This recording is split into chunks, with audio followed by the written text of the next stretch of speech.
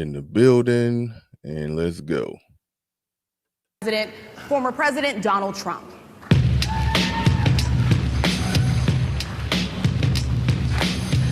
They brought him out like he just got like the next comedian, to come into the stage on Def Comedy Jam.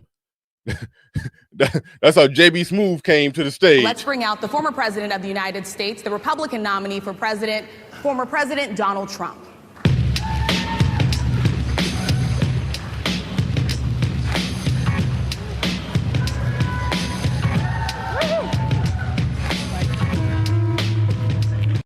I don't know why that beat just reminded me of Def Comedy Jam. How they brought him out. Oh my God. All right, let's go. Hi, Mr. Trump. Rachel Scott, BBC. Thank you. How are you?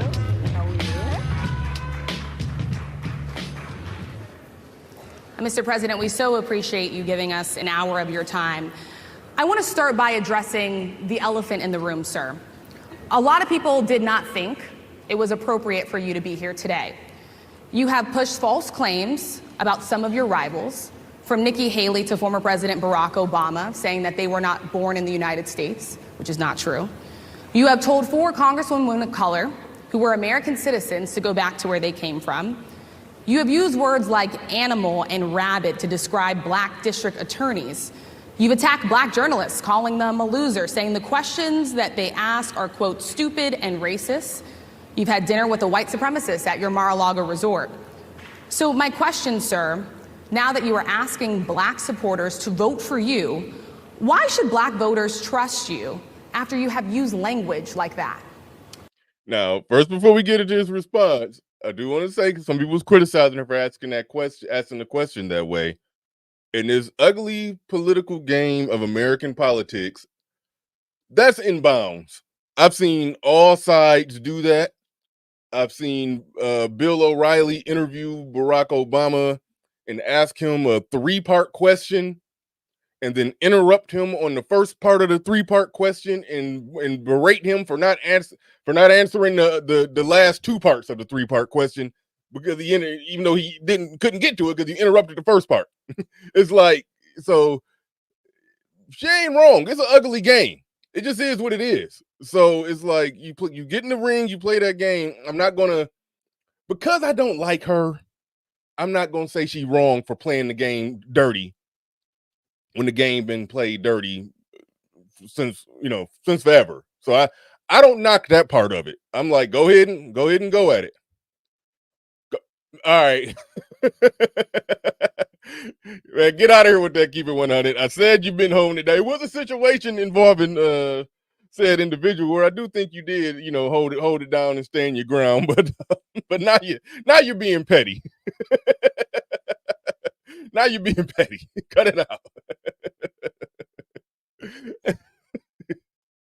Can't take you niggas nowhere.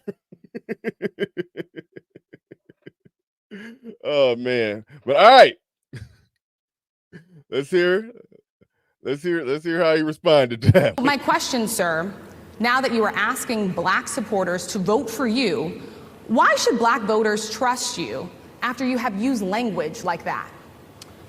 Well, first of all, I don't think I've ever been asked a question in such a horrible manner. First question. You don't even say, hello, how are you? Are you with ABC? Because I think they're a fake news network, a terrible network. And I think it's disgraceful that I came here in good spirit. I love the black population of this country. I've done so much for the black population of this country, including employment, including opportunity zones with Senator Tim Scott of South Carolina, which is one of the greatest programs ever for black workers and black entrepreneurs. I've done so much, and and I say this, historically black colleges and universities were out of money, they were stone cold broke, and I saved them and I gave them long-term financing, and nobody else was doing it. I think it's a very rude introduction. I don't know exactly why you would do something like that. And let me go a step further. I was invited here, and I was told my opponent, whether it was Biden or Kamala, I was told my opponent was going to be here. It turned out my opponent isn't here. You invited me under false pretense. And then you said, you can't do it with Zoom. Well, where's Zoom? She's going to do it with Zoom, and she's not coming. And then you were half an hour late. Just so we understand, I have too much respect for you to be late. They couldn't get their equipment working or something was wrong. Mr. President, I would love if you can... Right when I heard that, I was like, oh, yeah. he ain't playing around. He might as well have said, you niggas on CP time, and got nerves to ask me that messed up question. And he kept calling them out for that one. He didn't let her live that down. And it's funny because he's going to specifically blame the one in blue for the CP time. The whole show. Shout out to D-Rock Den, dropped a $5 cash app. Shout out to Jay Quan, put $5 on the cash app. Shout out to also Passport OG, who after I dropped that pre-record on Friday, I think Thursday, I'm not 100% sure. Thursday, he dropped $6 on the cash app. Shout out to y'all. But her question was a petty question, so he's like, I'm gonna throw the petty back at you. We gonna be petty up in here. We're gonna be petty up in here. Now, the things that he responded with, the things that he laid out, a lot of that, lot of it was factual. Some of it was some nuance too. The stuff that she said, some of it was kind of factual, but with a spin and a twist and some nuance to it. Because you're gonna see how they twist words around, but I do believe Trump does and says a lot of stuff where he opened up the door for them to twist his words around.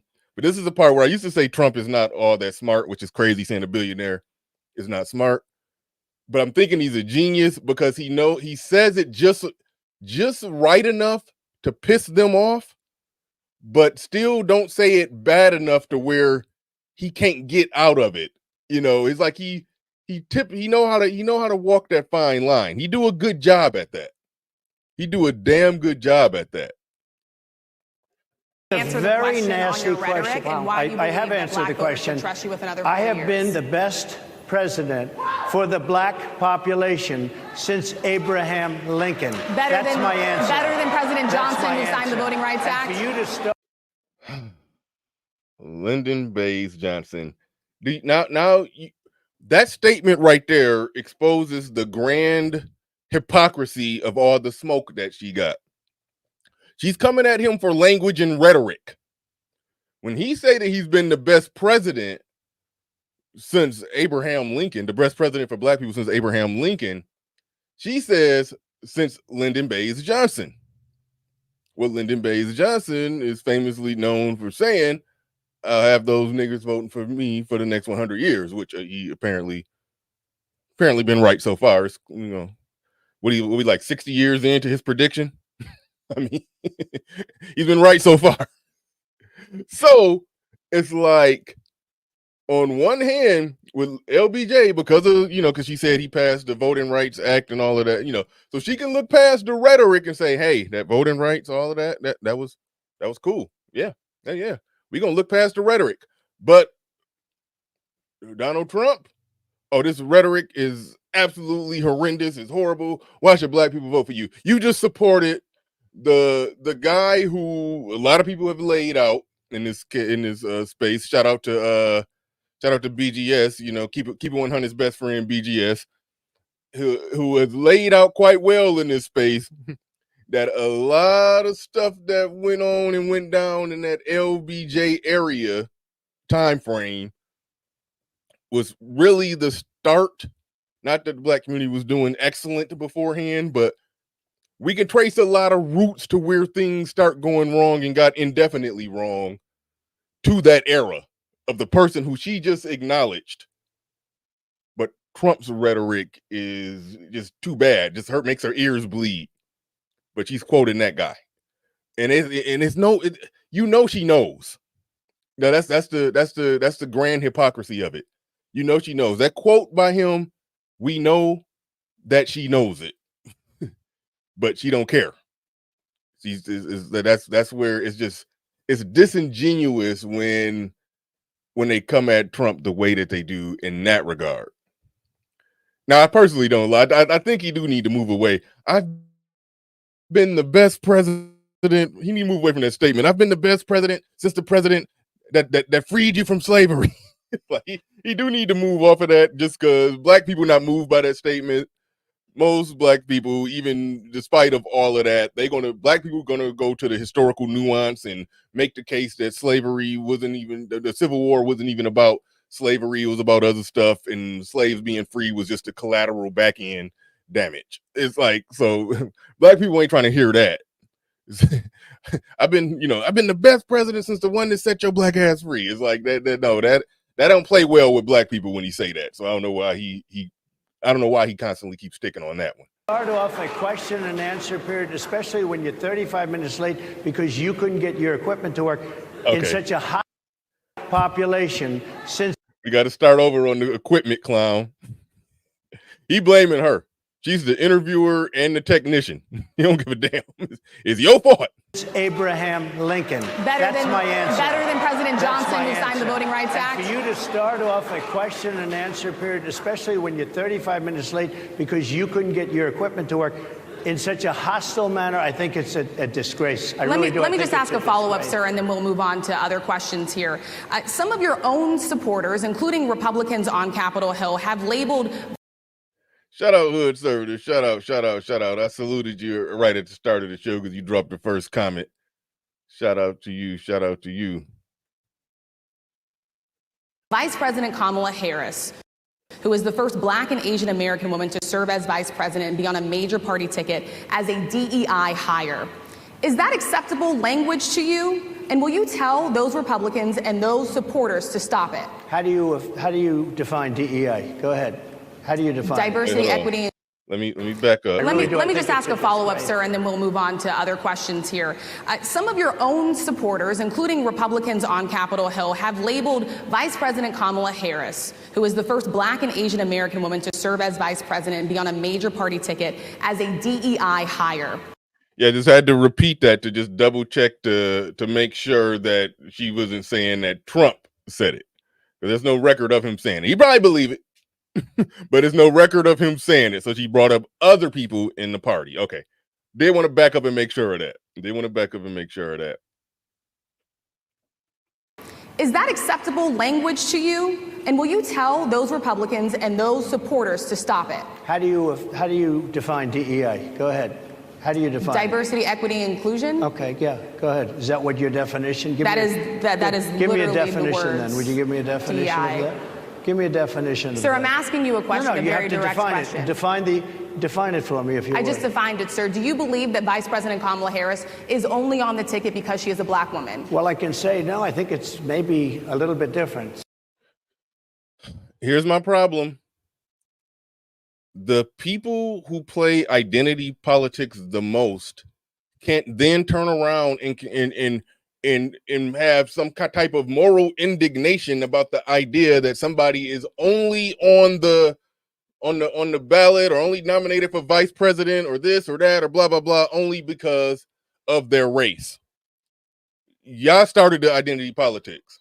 Y'all started the whole, how does this person do with Black voters over 40? How does this person do with Hispanic working class Latino voters? How does this person do with the one-legged albino cockeyed vote? Like, y'all started this shit. So when politicians start making calculated decisions that, okay, I got the white vote secured up. I got the college age white people and the over 40 working class white people. I got the white middle class. I don't got no pull and no reach when it comes to Black people. Okay, I'm going to nominate a Black vice president to play the minority side of the game that y'all have laid out quite clear that is a part of the game. How are we going to get the Hispanic Latino vote? How are we going to get the Black vote? How are we going to get this vote or that vote? When people nominate vice presidents based off the identity politics game that y'all set up, you can't get mad and then say, okay, she got nominated because of her race. Well, how dare you say that?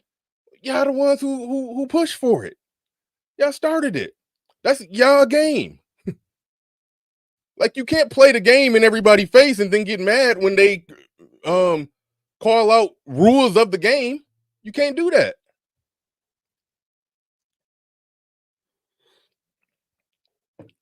When Barack Obama, who was, a young black man, when got the Democratic nomination, he picked who did he pick for vice president? An old ass white man. Because he just wanted to make sure, just in case it's some old ass white men who don't want to vote for a young ass black man, he wanted to at least have a old ass white vice president on his ticket to help secure up that. So by the same logic in the same game of identity politics that they ultimately created, you can argue that Joe Biden got hired because of his race and his age and his demographic and all of that. So when somebody said about Kamala, they clutch pearls. Like, no, the game is the game, and y'all created that game. When I say y'all created, I'm talking about the Democrats. They got so deep into, and I would even argue so good at identity politics that Republicans got to now play the identity politics game. Hence the reason they got Amber Rose speaking at the Republican National Convention. They trying to get the whole vote. Meg Thee Stallion just said something. The shit. Okay, I'm not even gonna quote her. It was she didn't call it the whole vote, but she might as well have called it the whole vote. That she said Kamala is securing up. So yeah, it's a thing. So I don't know why they playing dumb. I don't know why they playing dumb. How do you define DEI? Go ahead. How do you define diversity, equity, inclusion? Okay, yeah, go ahead. Is that what your definition? That is give me a literally definition then. Would you give me a definition DEI. of that? Give me a definition. Sir, I'm asking you a question, no, a very direct question. Define it for me, if you would. I just defined it, sir. Do you believe that Vice President Kamala Harris is only on the ticket because she is a black woman? Well, I can say no. I think it's maybe a little bit different. So I've known her a long time indirectly, not. Shout out to Stacker Starve, came through with a $10 cash app. Appreciate all y'all hitting that cash app. Appreciate all of y'all hitting that cash app. Appreciate you. Directly, very much. And she was always of Indian heritage, and she was only promoting Indian heritage. I didn't know she was black until a number of years ago when she happened to turn black, and now she wants to be known as black. So I don't know, is she Indian or is she black? She is all.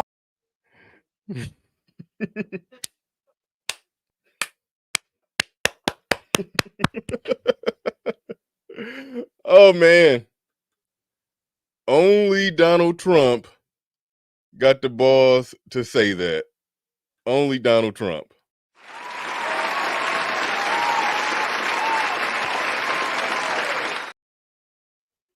Only Donald Trump. No other politician will have the balls to say that. Wait for when him and Kamala debate and she tried to bring up any race issue whatsoever. He got the Trump card, no pun intended, on his forehead, waiting on her to do it. Waiting to call her out for that. Waiting to call her out. Like, he got her in a finger four leg lock to the point to where the thing that she's running on is that she's going to be good for minorities, or she's going to be good for black people. Because I mean, look, if she bring out black people like Obama did in 2008, not 2012, because black people was through it. Obama in 2012, well, not through, but just wasn't. It just wasn't insane support. That they didn't view him as Black Jesus at that point. But when Obama was Black Jesus, she want to get that type of crowd to come out. So she got to say some black stuff. And Trump is waiting on her to say it. And he got the Trump card, one, because he got the balls to say that. He got the balls to call her out on that.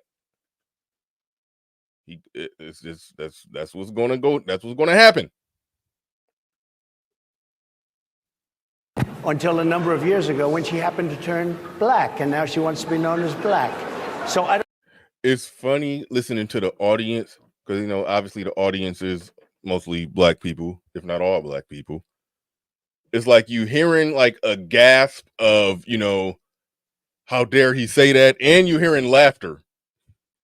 Like, so that kind of let you know where either his support is at with black people or where black people's support is at far as him, and how much they really rock with Kamala. Because like Obama had black people in the palm of his hand to the point to where somebody saying some stuff like that, it wouldn't be no laughter. No, ain't no TT and Kiki and ha and over that when Barack was running in 2008. So that does say something. That says something. I don't know, is she Indian or is she black? She is always But you know identified what? as a black woman. I She went to a respect either historically black one. college. I respect either one, but she. So did Rachel Dolezal.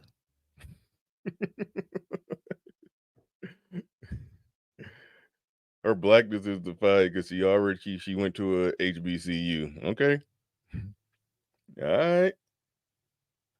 Obviously doesn't, because she was Indian all the way, and then all of a sudden she made a turn and she became a black person. Just to be clear, sir, do you believe that I think somebody should look into that too when you continue in a very hostile, nasty tone. It's a direct question, sir. Do you believe that Vice President Kamala Harris is a DEI hire, as some Republicans I really don't have know. said? I mean, I really don't know. Could be. There are some, and there are plenty. I know this lady right over there, Harris, is a fantastic person who just interviewed me at length. And we had a great interview, I think, and I heard you got very good ratings on that Well, interview. you told me it was the longest one of your life, so we had a good discussion. Look, I want to talk about why you're here today. I mean, it is not lost. Now, okay, first off, the lady in the pink, she's she's respectful. She's an actual, good interviewer, host, journalist, or whatever. She does her job, and she plays inside the lines. It was only the one in the blue who was wilding out. But this is what I want to point out here. All right. This is the National Association of Black Journalists. All right. This isn't the National Association of Black Female Journalists. Do y'all think that if the National Association of Black Journalists was running an event where they had the president coming in, and coincidentally, all the people on the dais to speak to the president, interview the president, were black men, black male journalists?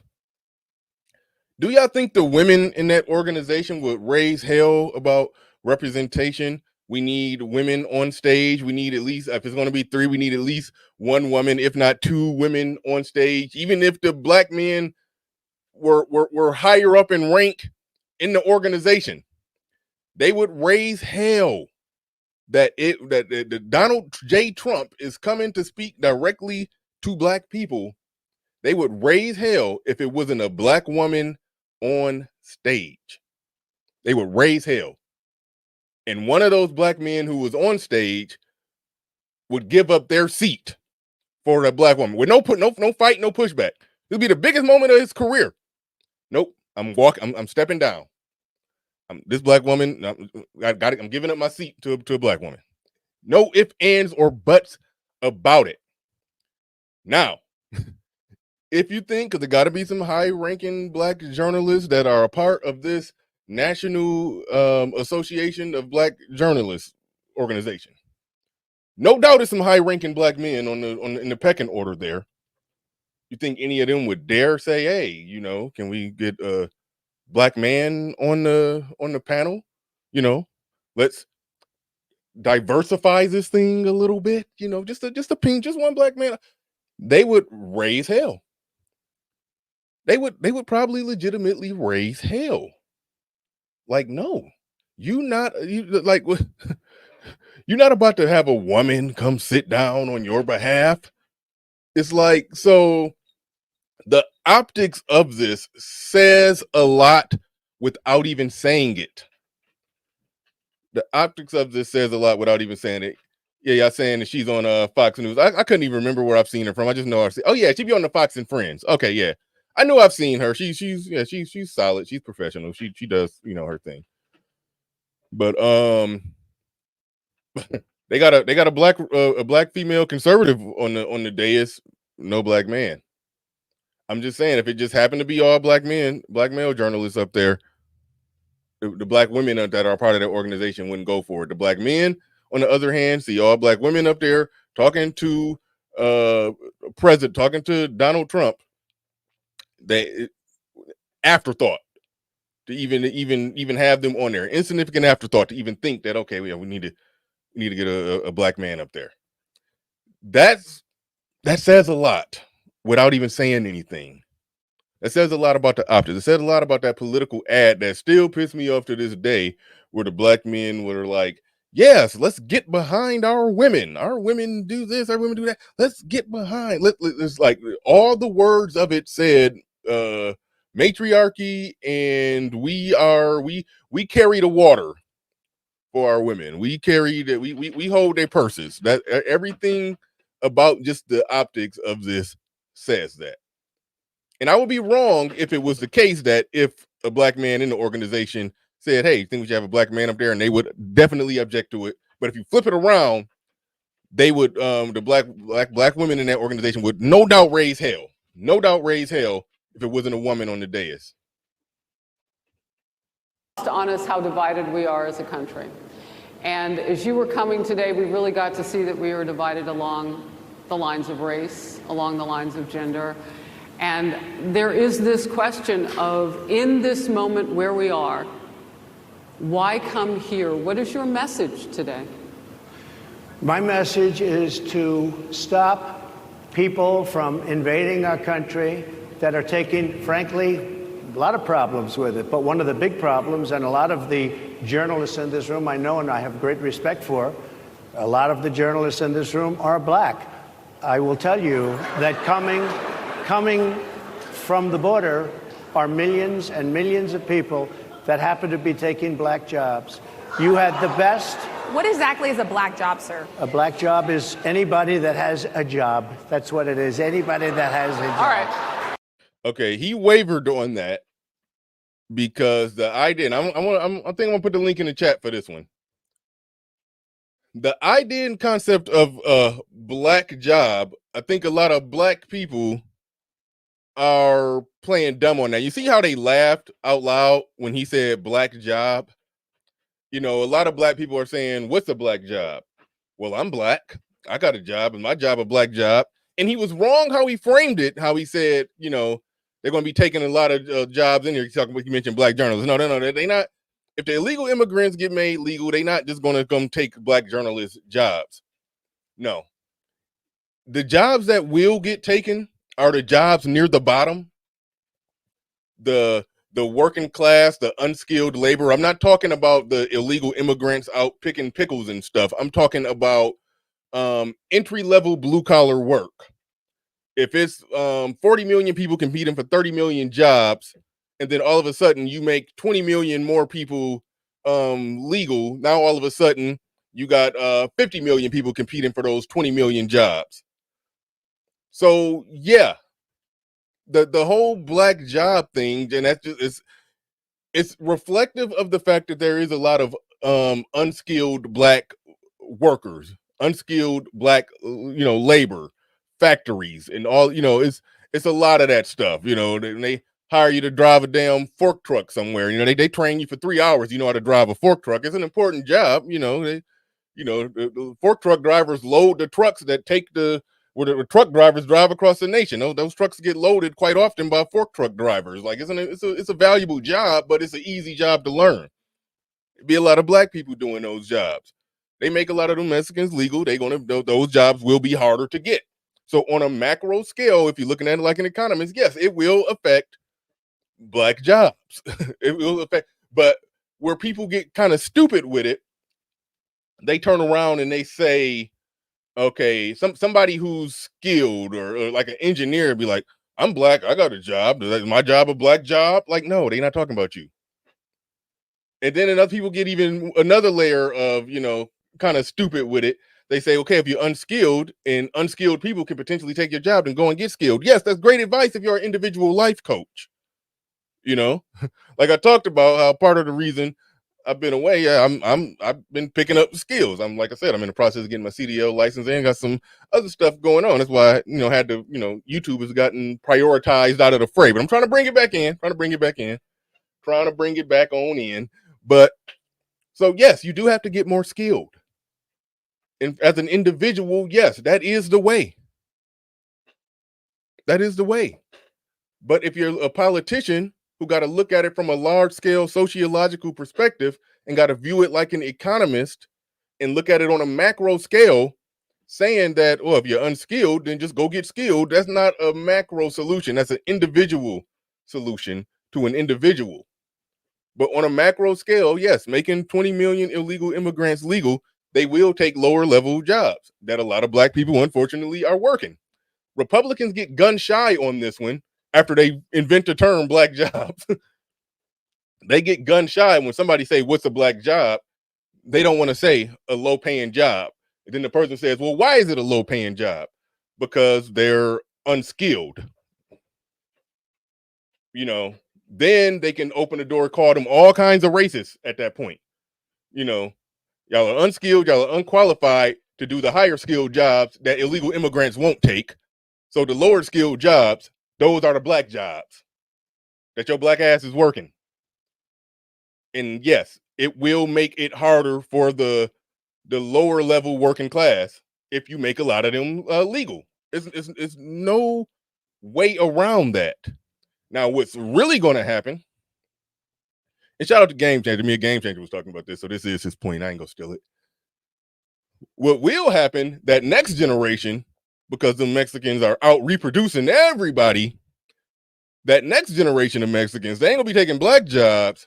They're going to be taking white jobs. Because they're going to be degreed like a motherfucker. They're going to play this game, you know, the right way with that second generation. That generation that came over here barefoot picking pickles. No, they you make them legal, yeah, they might take that fork truck driver job.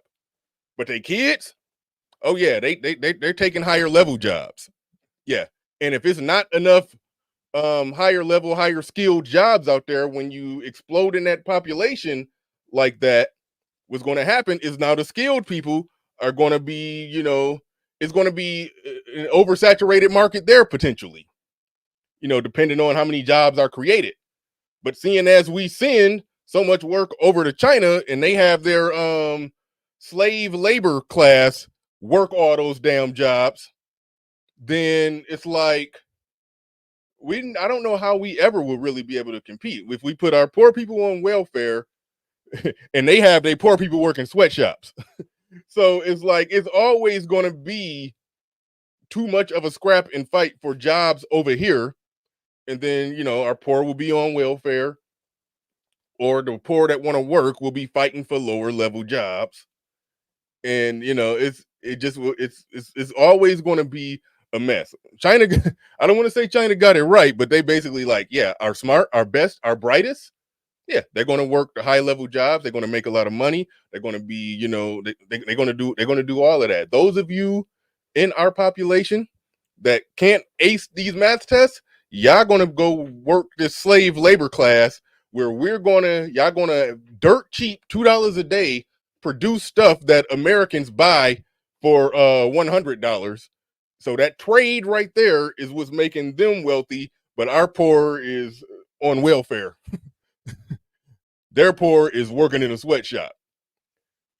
If we didn't play that game, you know, and this is where it get dark and Republicans don't want to go down this route. If we didn't play that game the way we play it, and we didn't have a minimum wage, and you could, you know, and all the labor that we send in over there, if companies could pay people lower wages and put those people to work, then, you know, we would end up in a different situation. See, that's why they fumble on the idea of black jobs and what is a black job, because they know it leads to a dark place. It leads to a dark place when you really follow the full logic of it. It does. Shout out to Detroit 313 says immigrants getting 13K food stamps and they can buy a car with that. I don't know if they can buy a car with them food stamps, but it is some crazy stuff going on. It's some crazy stuff going on there. We take care of our poor. We fund the poor. That's what we do. We America. They don't want to go to the dark place. And I understand. I mean, hey, that's how we roll, that's how we are, that's how we get down. But I think people play dumb pretending like they don't know what exactly a black job is. Shout out to Salty Balls in the building. Hey, you hit me up. I hit you back. I called you and I left a text message and left an email. You had hit me up, hit me up on the email, gave me your number. I hit you back, and then you ain't hit me back. What's up with that? We still cool. We still cool. Shout out to you. Shout out to you. I'm trying to figure out who the William Cockrum with a $5 cash app. Sir Tice with a $5 cash app. Shout out to you. Shout out to you. Shout out to everybody in the building. Appreciate y'all. Appreciate y'all. All right, let's go. Let's get it. Let's get it. Let's get it.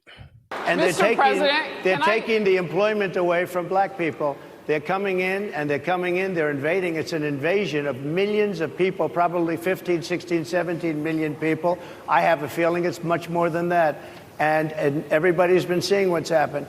The first group of people, the black population, is affected most by that. And Kamala is allowing it to happen. She's the border czar. She's the worst border czar in the history of the world. There's never been a border czar. I gotta wipe the sweat like a damn black pastor up in here. God dang. Up in here sweating. Like this. She's never even essentially been, she said she was there once, but not the right part of the border.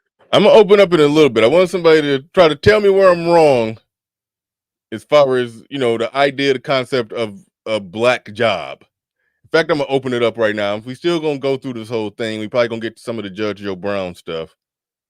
But I'm gonna open this thing up right now because I see a lot of black people. I don't be on TikTok that much, but I saw it kind of trending going on TikTok where they were memeing and making jokes about the idea of a black job. Like black people was like on their way into work and they was like looking over their shoulder like they was scared, like a Mexican was about to come take their job. And then it'll cut to a Mexican like creeping up, like sneaking up on them, like he about to come take the job. And then, and, I'm like, no, like, it's like people are pretending to not understand what's really going on there. People are legit pretending to not understand what's really going on there. But shout out to everybody in the building. Who we got in here? This is Fantastic Mood at, so we can see. I'm trying to, how am I gonna make this look? All right. But anyway, we're gonna pass it to Fantastic. I wanted to make it different to have y'all bigger. I'm trying to figure it out. But shout out to y'all. Shout out to Fantastic. What's going on, man? What's going on? You've been holding it down. Yo, what up? What up, man? What's going on? Salute. What you got on this, man? You don't got a black job. You retired now, so can't nobody take the black job no more. Hey, I'm unemployed, man. I'm one of the unemployed, brother. I'm cool. But hey, man, talk to you, man. Welcome back, bro. But nah, yeah, man, exactly. That's the thing, right? So again, emotional, bro. That's what I'm saying. This goes to the point I was saying earlier this week. Black people understand politics and just social economics and just society so little, bro. They take offense to everything, and they don't understand that what Donald Trump is saying is 1,000% correct. And not only you're gonna be black people are being affected the most, simply because again, I don't know if you remember this, Bernard, but it was a chicken plant. It was literally like a chicken processing plant somewhere within the last, I want to say, either right before or right after. It had to be right before. So it's been like when we first started around YouTube or something, right? Like 2019 time frame. They had to shut down, bro, because they hired so many illegals indirectly in like predominantly black neighborhood and all these different things and so on and so forth. And when they made them shut down and then open back up, there were thousands of jobs, Bernard, literally thousands. Hey, so, like it was Tyson. It was Tyson. Tyson. Shout out to Tyson. Yeah, that's salute, Sir Tyson. Before you finish, Fantastic. Salute, Sir Tyson. Shout out to you, man. Appreciate you coming on up, man. I, glad to talk. Glad to be back speaking to you, man. What's going on?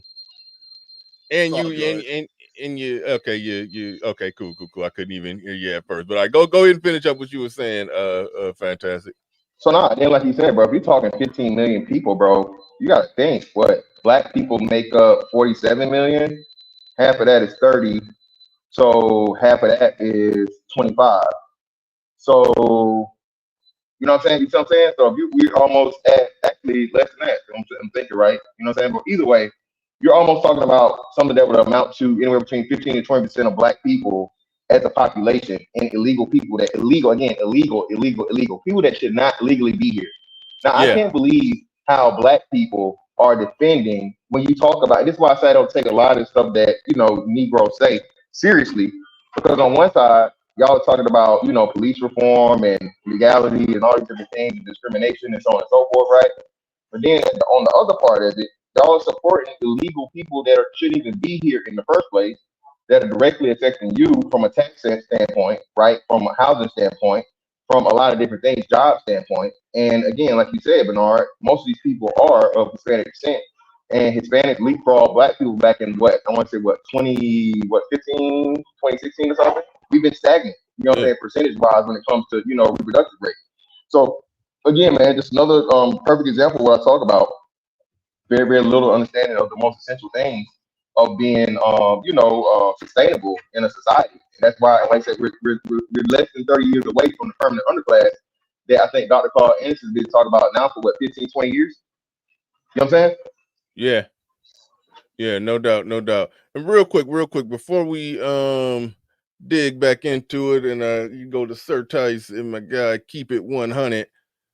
Let's also, let me not forget, shout out to Salty Balls. If you still in that chat, drop that link in there to his channel. But shout out to Salty Balls Machismo TV. Welcome to Machismo TV, the ultimate destination for modern men seeking to upgrade their lifestyle. Subscribe to Machismo TV and Salty Balls. We stream daily from 12 midnight to 8 a.m. Eastern Standard Time, the best male-centric content. Highlight reels without reviewing or providing any editorial bias to the content. We have done so much, with so little for so long, we are now qualified to do anything, with nothing. All right, shout out to Machismo TV. There's a link right there. Make sure you go and subscribe if you ain't subscribed already. About to move it to Sir Tice. What's going on? What you got? Hey man, welcome back. But I understand. Don't rely on these motherfuckers. Take care of your own business. What have you, man? Yeah. I wouldn't rely on these. I wouldn't rely on these fake ass flip flopping dudes. Hey, salute, fan. Yo, if y'all want a breakdown of Kamala, man, you can just check out my man Marcus Aurelius's Facebook. This dude goes in like daily on her. But the real thing is this, man. I really think a lot of this is because of social media, and they're playing with these algorithms in a sense. Because while Negroes can be very disingenuous and filled with hypocrisy, one thing that I have noticed is I'll look in some of these comment sections, of things, and people are like, no, she's not black, or you're crazy. No. You're gaslighting me. And this is exactly what they're doing, Similar to what Fantastic was saying, what's pissing me off is how many black people do not understand how illegal immigration undermines them. And it's not just with the entry-level jobs. You look at Chicago right now, and that effeminate ass male need his ass kicked, saying that, those women handled him.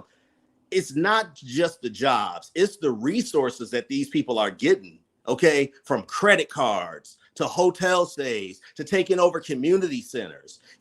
Black people love saying, hey, we need our reparations or we need something, but they're literally seeing right now others getting the very resources that we pay into this tax system, Man, hold on, we gotta push pause on that. That is so facts right there that if you add up everything, every dime they're gonna spend, from let's just start counting in from 2012 on forward on illegal immigrants, all the money that they got to spend to handle that, however they handling it. You add all that up, it will add up to a number that black people would probably say, yeah, that would be a sufficient reparations payout. But meanwhile, black people defending illegal immigrants being here, not realizing, they technically getting your reparations money, if we're gonna look at it from that perspective, right. And then trying to act like they Confederate with us. Are you kidding me? Them people are strictly about themselves, okay? There ain't no damn black and brown coalition. I'll land the plane here because I know you still got the video to play. This, when I say about being disingenuous, shout out to Marcel Dixon. He was some guy who was trying to run, him and Myron Gaines got into it, and he was running for some kind of office in South Carolina.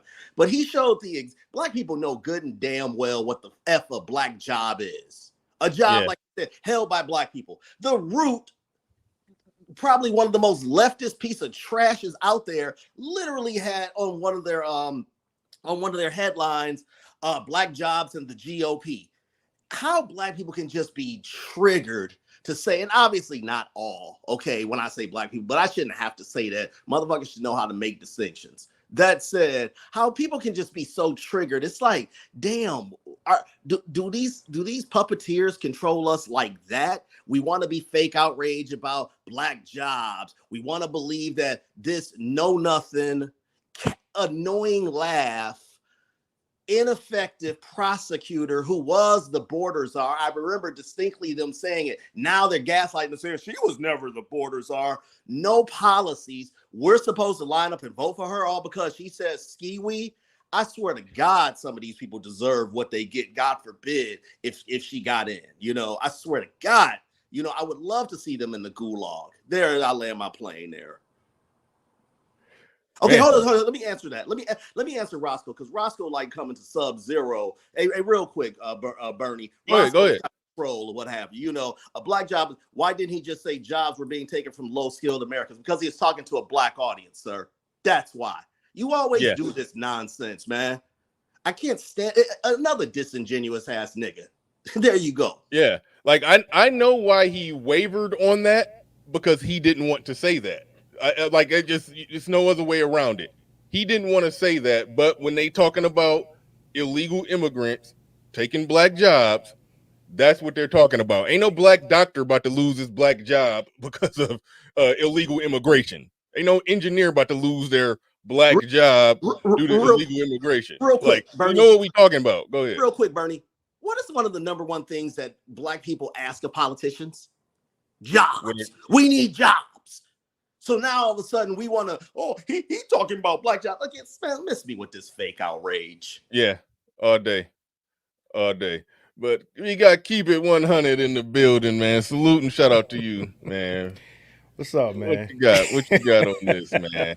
First of all, shout out to you, man. You know what I'm saying? This is what I call the NNN, the Negro News Network. You know what I'm saying? I tune in daily for my NNN. But anyway, you know, I used to get into back and forth with black men older than me about certain industries that, you know, that illegals or immigrants supposedly or did take jobs away from black men or black people by coming here. You know, so, you know, again, this idea that nobody knows what this is kind of crazy. I mean, there was certain jobs that we had, you know, I'd say in the 60s, 70s, you know, Detroit, you know, the car shit, trucking, you know, carpentry, all of these things. We don't have those no more. Mm-hmm. We know who do those jobs now. We know who took that over. Shout out to Tice, man. You know, Tice has me on Facebook. You know, I got nothing but smoke for Kamala, man. You know, I'm not feeling this whole fake black shit. You know what I'm saying? This whole fake black shit, bro. And you know, I'm steaming up the glasses on the chicks on Facebook right now with that shit, man, because they full steam ahead with it. Just understand, yeah, we might not vote for her, but black culture is ran by black women, so quote unquote black people will be voting, you know, en masse for Kamala Harris. Whether she offers nothing or not, you know, she doesn't have to do anything but be black. The answer to the question they asked Trump is yes. That's why she's there, because there's no other reason. They can't even cite another reason. The women that are asking him that question can't even tell him the reason that they think she's there. Right? They're all, you ask any black woman walking, breathing, drinking water in America, they're voting for her because she's quote unquote black. Period. Like, that's what it is, man. Yeah. You know, and I, yo, again, y'all know me, man. I'm not a fan of the right or the left, man. But I mean, I do respect the man. I mean, his boldness and sitting in front of in a room of black people and saying that shit is crazy. It's a wild boy, bro. Yeah. Yeah. No doubt about that. And I'll say this as far as because you had mentioned those factory jobs. Like I live in Michigan, so Right. definitely in Detroit, like the automotive plants are still popping. Somebody mute up. I'm getting an echo from somebody. I don't know who that is, but the automotive plants, they still popping, and they unions, and they hire everybody. They probably got to meet diversity quotas. Everybody got to get hired in there, but it's a lot of competition because if all you got is a high school diploma and a GED, and you can pass a piss test or a hair follicle drug test, that's ghetto gold right there. That getting into GM, the assembly line job, they'll be starting out at close to $30 an hour. You work some overtime, make 80K. That's if you got a high school diploma or GED in Michigan, that's ghetto gold. You win it. And so ain't no way in hell you could tell me that job that's already scarce, that black people and white people already breaking their neck to get into, you take 20 million illegal immigrants and make them legal, they gonna be marching their ass right down there to try to that job that I've seen get people out of the ghetto. You know, a man working that job and his woman working. Hell, they both working there. I've seen those jobs get black people comfortably in the middle class, easy. It's going to be more competition for those jobs. Make 50 million Mexicans, illegal immigrants, legal. Ain't no other way around that. One thing And Bernard, just real quick. Go ahead. Appreciate you, bro. And Bernard, not just that, not just the here and now pensions, Bernard, retirement. Like you said, bro. Like you said, those jobs specifically. Is that me? Somebody echoing. I'm gonna mute up everybody real quick. Hold on. Yeah, it might be. Go ahead and try now. Fantastic. Go ahead. It might be you. Check. You good now? No. Yeah. Okay. Cool. So, like I was saying, right? So, not only the now, Bernard, like you said, especially the Gen X and the Boomers, a lot of them took advantage of those jobs, and it's not just there. Like I told people, you had two big factories where I was from, right? But because of downsizing, trying to save money, and the people that did export all the jobs overseas and they kept them here, they maybe it is me, I don't know, but it's tolerable. But that and what was I about to say? Shit, Echo got me fucked up. What is it? Pensions, jobs here. Oh, automation, right? So automation, that's another thing, right? So now you got to think, right? In this day and age, the majority of those factories up there are ran by robots, bro. That's another big thing. So now you're not only fighting people, actual people, you fighting the robots, bro. You feel me? So just think about this. You are, and then, like you said, the long run is this. Bro, they can cut you off. They did it to my dad. Bro, my dad was at Keebler for 20 some years, almost 20, right? Edit or whatever, right? Bro, they moved that factory out of Macon. That's one of the best jobs in Macon, bro. Moved it wherever they moved it to, gave him his little severance package, and that's that. Versus, like you said, him getting a pension and being able to live off of that. What's name? You know what I'm saying? People don't understand this stuff. And again, man, the major things, niggas get so triggered. My bad, Bernard. Negroes get so triggered. On just the racial aspect of it, they can't even see the bigger picture. So that's just to answer your point, like you said, when it comes to those factory jobs, that was one of the major things. That's one of the major bootstrap points that Negroes swear don't exist. One more to what Fan had said real quick. Oh yeah, make it quick because I gotta get to Freeman's Journal and I want to roll the tape. I got you. It ties into it. The Democrats, I can't think of what bill recently. Okay, they voted 198 to allow illegals to be able to vote. Okay, 198 of them literally voted to allow them. Now, this one reporter says that she says, well, illegals can't vote. Not yet, but here's the thing, and it's very similar to the 3/5 compromise. They still get counted again. They still get counted towards the population. That changes the amount of Senate seats and things like that. So that's how they're going to stack things their way, and that's something that we have to really look at. This is why I'm all for the deporting all the asses. You know, and their anchor babies. I don't give a damn. Go ahead. It's even bigger than that. Like it's disingenuous for her to say illegal immigrants can't vote when she would actively be a part of the process or would support the process to make them be able to vote. So don't make that argument that they can't vote when you know damn well that's one of the goals. It's like that's extremely disingenuous. But real quick, we want to shout out to they saying Freedmen's Journal, a member for 34 months, man. Appreciate you. Deacon Dave, they saying member for 34 months. Appreciate you. He said you done got married. Nah, man. I told you I've been working on some things, man. But True Hype in the building, he says, even Simone Biles tweeting about black jobs while the same folks talking crazy about her husband and their relationship. Yeah, that's wild. I've done some content on that. And her hair. I haven't heard no recent stuff about her hair, but they be wilding about that seemingly happy black relationship. I don't know. But Red Star 7311 in the building says defending their own destruction for Kamala. Thank you for the super chats. Appreciate that. And shout out to Joe Ethereum. Dropped $20 on the Cash App. Do appreciate all y'all supporting the stream. Go ahead, Freedmen's Journal. You got it. Yo, Bernard, what's up, man?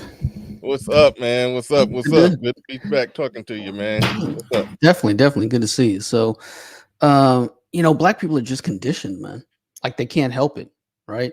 Racism lives in their head rent free. So the idea of a white guy saying black jobs, they have to find a way to be outraged and play dumb, right? So that whole competition thing, they're like, oh, we don't know about that. It's the same thing back in 2000s, man. I was in Ohio and a Mexican restaurant had a flyer in it for construction jobs in Indiana, right? So you had a underground railroad for illegal alien jobs, bro. And that's been there, and I went back to California after a decade and the black community it didn't exist.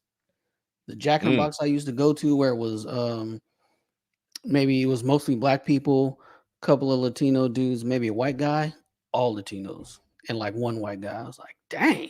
And it was like that everywhere. Like it was stunning to see. So, they can play dumb if they want to, but I'm gonna just be sitting here on the backside of that saying y'all didn't know what a black job is. So there you go. Oh well, they gonna bitch about the black unemployment rate, underemployment rate, all of that in a little bit. They're gonna bitch about that, but they're clutching their pearls. What is a black job? Y'all gonna know. They're going back to the fields. They are going back to the fields. Watch. Oh man! All right, let's roll some more of this. So she was a border. She's done a horrible job. These people are coming into our country and they're taking black jobs and Hispanic jobs. And frankly, they're taking union jobs. Unions are being very badly affected by all of the millions of people that are pouring into our country. And one thing, as we discussed, many of these people are coming in from mental institutions, from prisons, from jails. They're gang members in other countries. Other countries are setting loose their prisoners. They're opening up their prisons and their mental institutions, and they're taking their bad people, drug dealers, gang members, and they're bringing them into the United States. And by the way, their crime rate is going down, and our crime rate is going to be a disaster. Mr. President, I want to get into how you address some of the issues with. I don't know if that part is true, that those other places, their crime rate is going down when all the people is coming over here. That would be interesting one. I don't know if he was just saying that that's what's happening because, some of the people that are coming over are there, the people that wouldn't really about shit, or, that's how it is when you share a border with a country and they coming over like that. So I don't know if that's factual. That's one thing with Trump. Sometimes he be just talking shit, and so I don't know if that one is factual. That one would have to get fact checked. Yeah, I don't know if that one is verifiable, but it goes in tune. I think there was an allusion back to what Castro said when he was like, "We're gonna dump our trash on the American borders or whatever," and he literally did that. So I think that was an ode to that, because when you had the Cuban Missile Crisis going on, that was literally something that Fidel Castro said about the worst of the worst, the homeless, the crazy, the whatever. We're sending our trash to America. Mr. Fantastic, that was 1967. Now we done moved all our jobs out of China, and Mexico and India is picking it up. So Mexico is right there across the border. So, I mean, didn't they cross the border at Mexico? Well, hell, we giving a whole bunch of new damn industries and jobs and stuff because it's better across our border than overseas. They can stay in Mexico and get the job because American companies are really investing in Mexico and India. So I don't see why there's an influx of y'all want to come to America and we don't have jobs here. No, they do have jobs here though. That's the thing. So you're conflating two different things. So like and that's one of the big reasons too that Trump is trying to he's saying he's going to do the tariffs and he's going to tax these companies for doing that because Ford is talking about moving a lot of their stuff to Mexico, right? So the issue between the two is, yeah, the jobs are in Mexico, but they getting paid in pesos. That's the reason they moved the jobs there. Let me add to that also. But when people say things about what had Trump done, when he got rid of NAFTA and replaced it with the USMCA, what is that? Mexico, Canada Free Trade Agreement, or basically you're getting screwed on that. So that ties into what fans.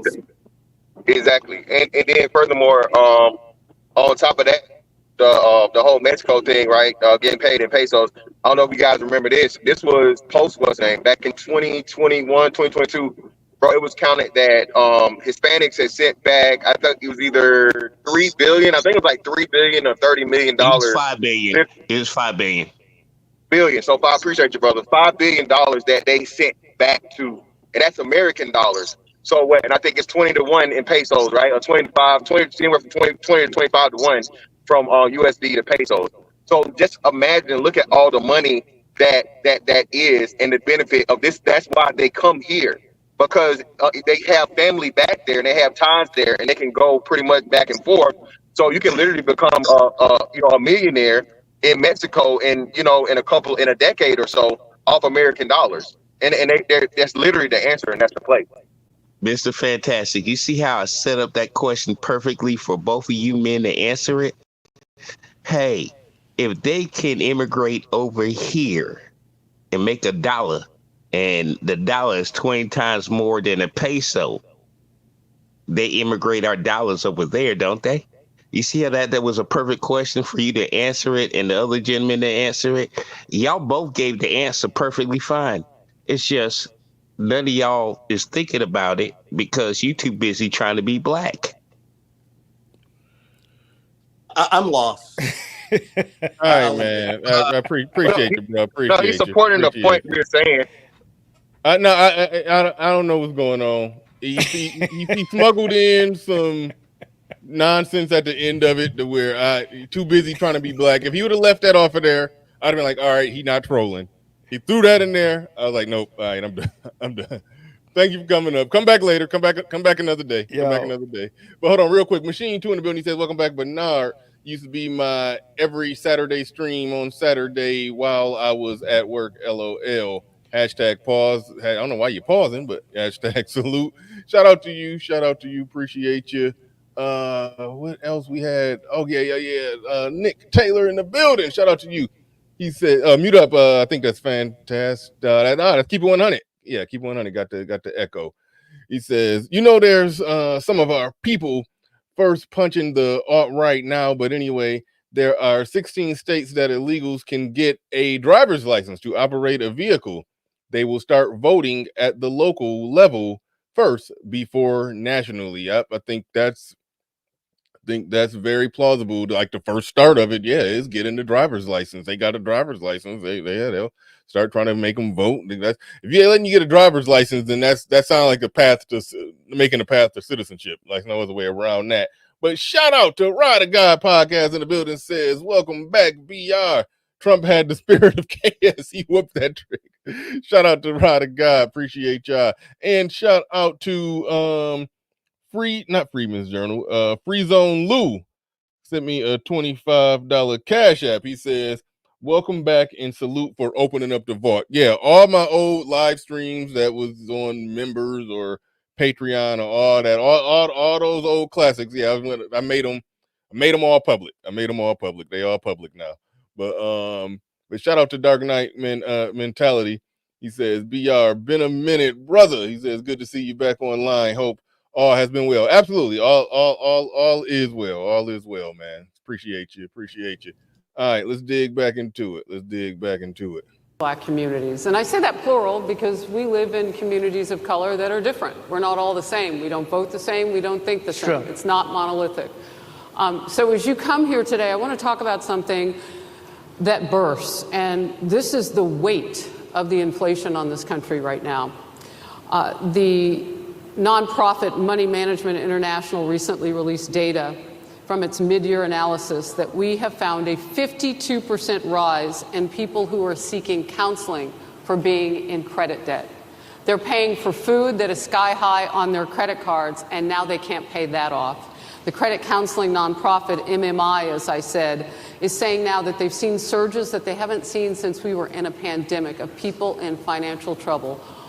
Much of that falls on the shoulders of single moms, single black moms, when you look statistically. Yeah. How do you turn it around? What's your plan for the black community when it comes to money? So, first of all, it's very hard to hear you for whatever reason because of the fact that they have bad equipment, because I guess, this woman was unable to get the right equipment. But it's very hard for me to hear you, but I can't. I love that. He blaming the chick in the blue for the equipment being bad. Everything her fault. You came out, you asked that fucked up question. I'm blaming everything on you going forward. The equipment, them being late. I mean, dude went in. Yeah. It's all her fault. I hear every other word. It's very difficult, actually. But so I don't know if they can fix it or do something with it, but I'll do the best I can with it. The inflation is absolutely destroying our middle class, our working class, virtually every class. Inflation is a disaster in our country. Inflation is a country buster. It breaks every country. And we had, in my opinion, the worst inflation we've had. They say it's 58 years, but I think it's much more than that. It's been devastating. And if you just take a look at a lot of things they don't include, like interest rates. Interest rates went from 2.4% to 10%, and you can't get the money. People can't buy houses. They no longer have the American dream. Young people, young black people, they don't have the American dream anymore. They can't buy a house. They can't borrow the money because of the cost of the money. They can't buy it because of the cost of housing, because of the cost to build it, because of inflation. Inflation is a disaster, and it's destroying our country. And it's destroying the black community probably as much or more. So what do you do? Than any. What's your plan? You know what we have to do? We have to bring down the cost of energy, and that's going to bring down the cost of inflation. This was all started with a bad energy policy by Joe Biden. By the way, just if I might, I was running against a man named Biden. You probably saw that. And he was losing very badly in the polls, and then he had a rather bad debate. I would say it was a bad debate. I would say it was one of the worst debates in history, and his poll numbers crashed. And instead of saying, let's keep going and maybe something happens the other way, they said, oh, we're going to replace him. Let's just replace him. That's like. Man, I wasn't doing content at the time of that debate, but man, that I haven't spoke on that publicly, but that was terrible. I was going to say.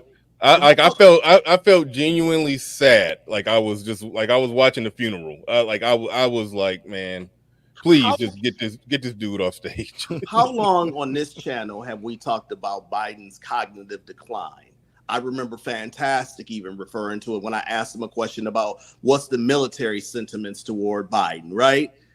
This is what they need to come at Kamala at. Like you were complicit in a lie saying, oh, he's alert, he's bright and up and available all the time. He knows a lot of information. Well, no. Who's running the country? You feel me? Okay, who's running the damn country? Because clearly this dude can't, he called, damn it, one of y'all help me out, man. He called Putin, he called, what's the name, Zelensky Putin, when he introduced him, called Kamala Trump, We all know this, man. And it's just like I said, I just can't stand how we keep our heads in the sand at times. I don't mean us, but I mean the general public. and Yeah. that's the first time it's on display now. But me putting my tinfoil hat on, I honestly think that they set him up for that to usher Kamala in. Imagine at the party that says, we're about the democracy. We're going to find an undemocratic way to get her ushered in as the person on the ticket. What do you mean by they set it up? I mean, I believe they knew he was that bad. Right. And when I say they set him up, he was the one who asked for the debate, if you recall. They usually debate after each other's conventions. But he was like, oh, Donald Trump, we have a debate right now, if you recall that. So that I think, now this is my theory, that they set him up. That did they expect him to be as bad? No. But they had to figure out a way to get him out as the candidate. Yeah. I think it was this gonna happen the easy way or the hard way. I don't think he wanted to go.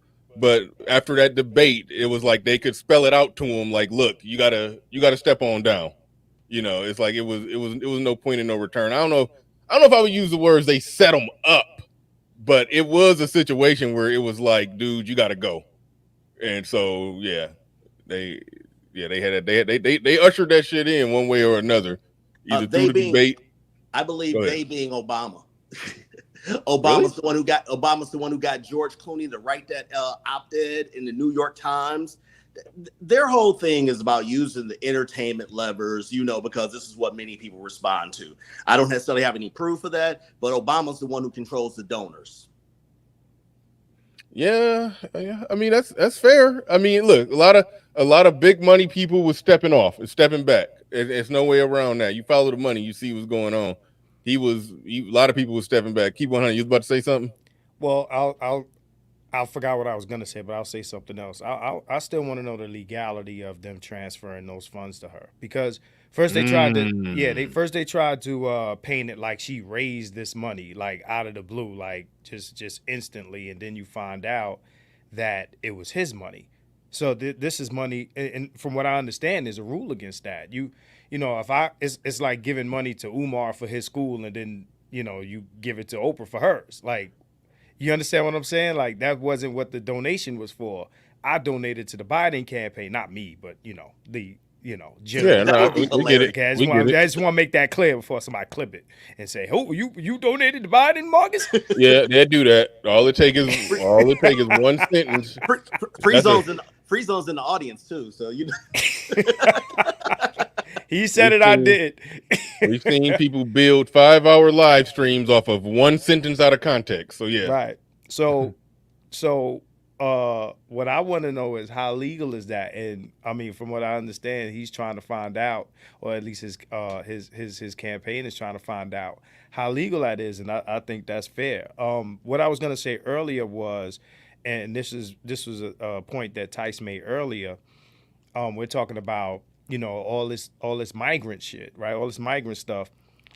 Not too long ago, I say a few months ago, before they named Kamala as the candidate, black people were upset about this migrant crisis that's going on in every hood in America, damn near. Right? You got the Chicago situation, you got the New York situation. I mean, I'm hearing about this stuff from my people, and why, right? So all of a sudden they forgot about that. Like, it was that quick. Like, it was all bad, all terrible. If they ran Biden, and I want to give some credence to what you guys are saying about getting Biden out of there. To be honest, when they ran Biden the first time, I always thought that it was a ploy to backdoor Kamala. I said that on Facebook. I said, this is about backdooring her in. How you going to get this dude in? He's not even all the way there on his first run, right?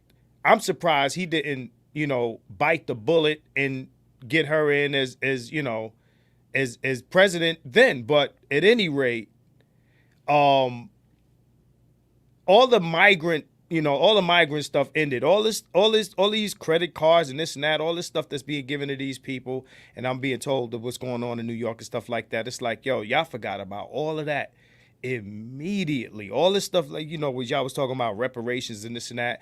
And, even when me and Hood Conservative had our debate, I was talking about black people pay taxes in this country. So we pay into this system for you to bring these people in, and in our faces. You spit in our faces by giving them shit that you refuse to give to us. Not only that, but you ship money across, overseas to people that don't even live here. Yeah. And why all that? We ain't got it. We ain't got it the whole time. But we ain't got it. It would bankrupt us, but it ain't bankrupting you to do this for this one, this one, this one, this one, and this one. So that's why when I ask these people, and I'm not big on pushing the whole reparations thing, but if we're going to have the conversation, don't piss on my head and say it's raining by saying you ain't got it, and we're watching you hand the shit to other people. Yeah. All right, let me roll it some more. You're in a fight, a prize fighter's in a fight. He's not doing where you say, let's bring in another fighter. So our whole campaign was steered toward him, and now we have to steer toward him. But ultimately it's the same because they have bad policy. They have policies of open borders, unbelievable open borders, horrible energy policies. They want to get rid of, as you say, gasoline in cars. They want to get rid of oil. They want to get rid of efficient heating. Mr. President. Environmentally, what they're doing is killing our country. They're absolutely destroying our country. But the inflation is the thing that's hurting the black worker, the black population, and every other population within our country. Inflation is the worst it's been, I think, in over 100 years. And they'll fact check it. They'll say it's only 58. Whatever it may be, they don't add all the numbers. They don't add the really bad numbers, and you can check that too. But inflation, Harris, is absolutely destroying this country and the people in our country. Yes, Mr. President, can I ask you another question that is also impacting black Americans? And that's very clear now. Good. I'm sorry? It's very clear. I hear you. Okay.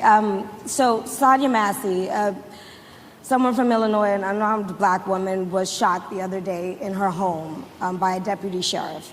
The deputy has since been charged with murder. You've said police would get immunity from prosecution if you win. Why should someone like that officer have immunity, in your opinion? Immunity? Immunity. I don't know the exact case, but I saw something, and it didn't look good to me. It didn't look good to me. Are you talking with the water, right? Yeah, well, police unions are not backing this person either. Okay. But again, why would... They're going to be charging the officer. I guess they're charging the officer. So why should he receive immunity? Well, he might not. I mean, it depends. It depends on what happens. I'm talking about people that are much different cases than that. We need people to protect ourselves. And by the way, in Chicago, as an example, a few weeks ago... All right, we could stop it right there, Sir Tice. I know you wanted to jump in. Nick Taylor in the building. Shout out to you. We gonna get to you, but go ahead, Tice. What you wanted to jump in on? Shout out to my Detroit brother, West Side, Nick Taylor. This is exactly what I'm talking about, a disingenuous type of question. I've never seen anybody that saw that situation that happened with that lady and say, oh, the cop wasn't wrong. That cop is in jail. He should be under the jail, and he's lost everything to it. But to try to smuggle in, he's going to be immunity when he says it's immunity is complete, typical nonsense, trying to get a little gotcha moment. And it's just, and that's what I'm saying. It's like, you can't even talk to these people and have a genuine conversation. And this is why I don't really talk to them about politics anymore, because most of them are stupid. And they're going to, they don't care about any issues that affect them directly. They just want to be able to yell ski-wee and dance in Times Square, and that's it. And play Jeezy, the president is black. That's it. Now, I'm going to have to give you some pushback on this, bro. Go ahead. We've seen in the past equally obvious examples of police misconduct where the guys got let off or didn't even get charged or whatever.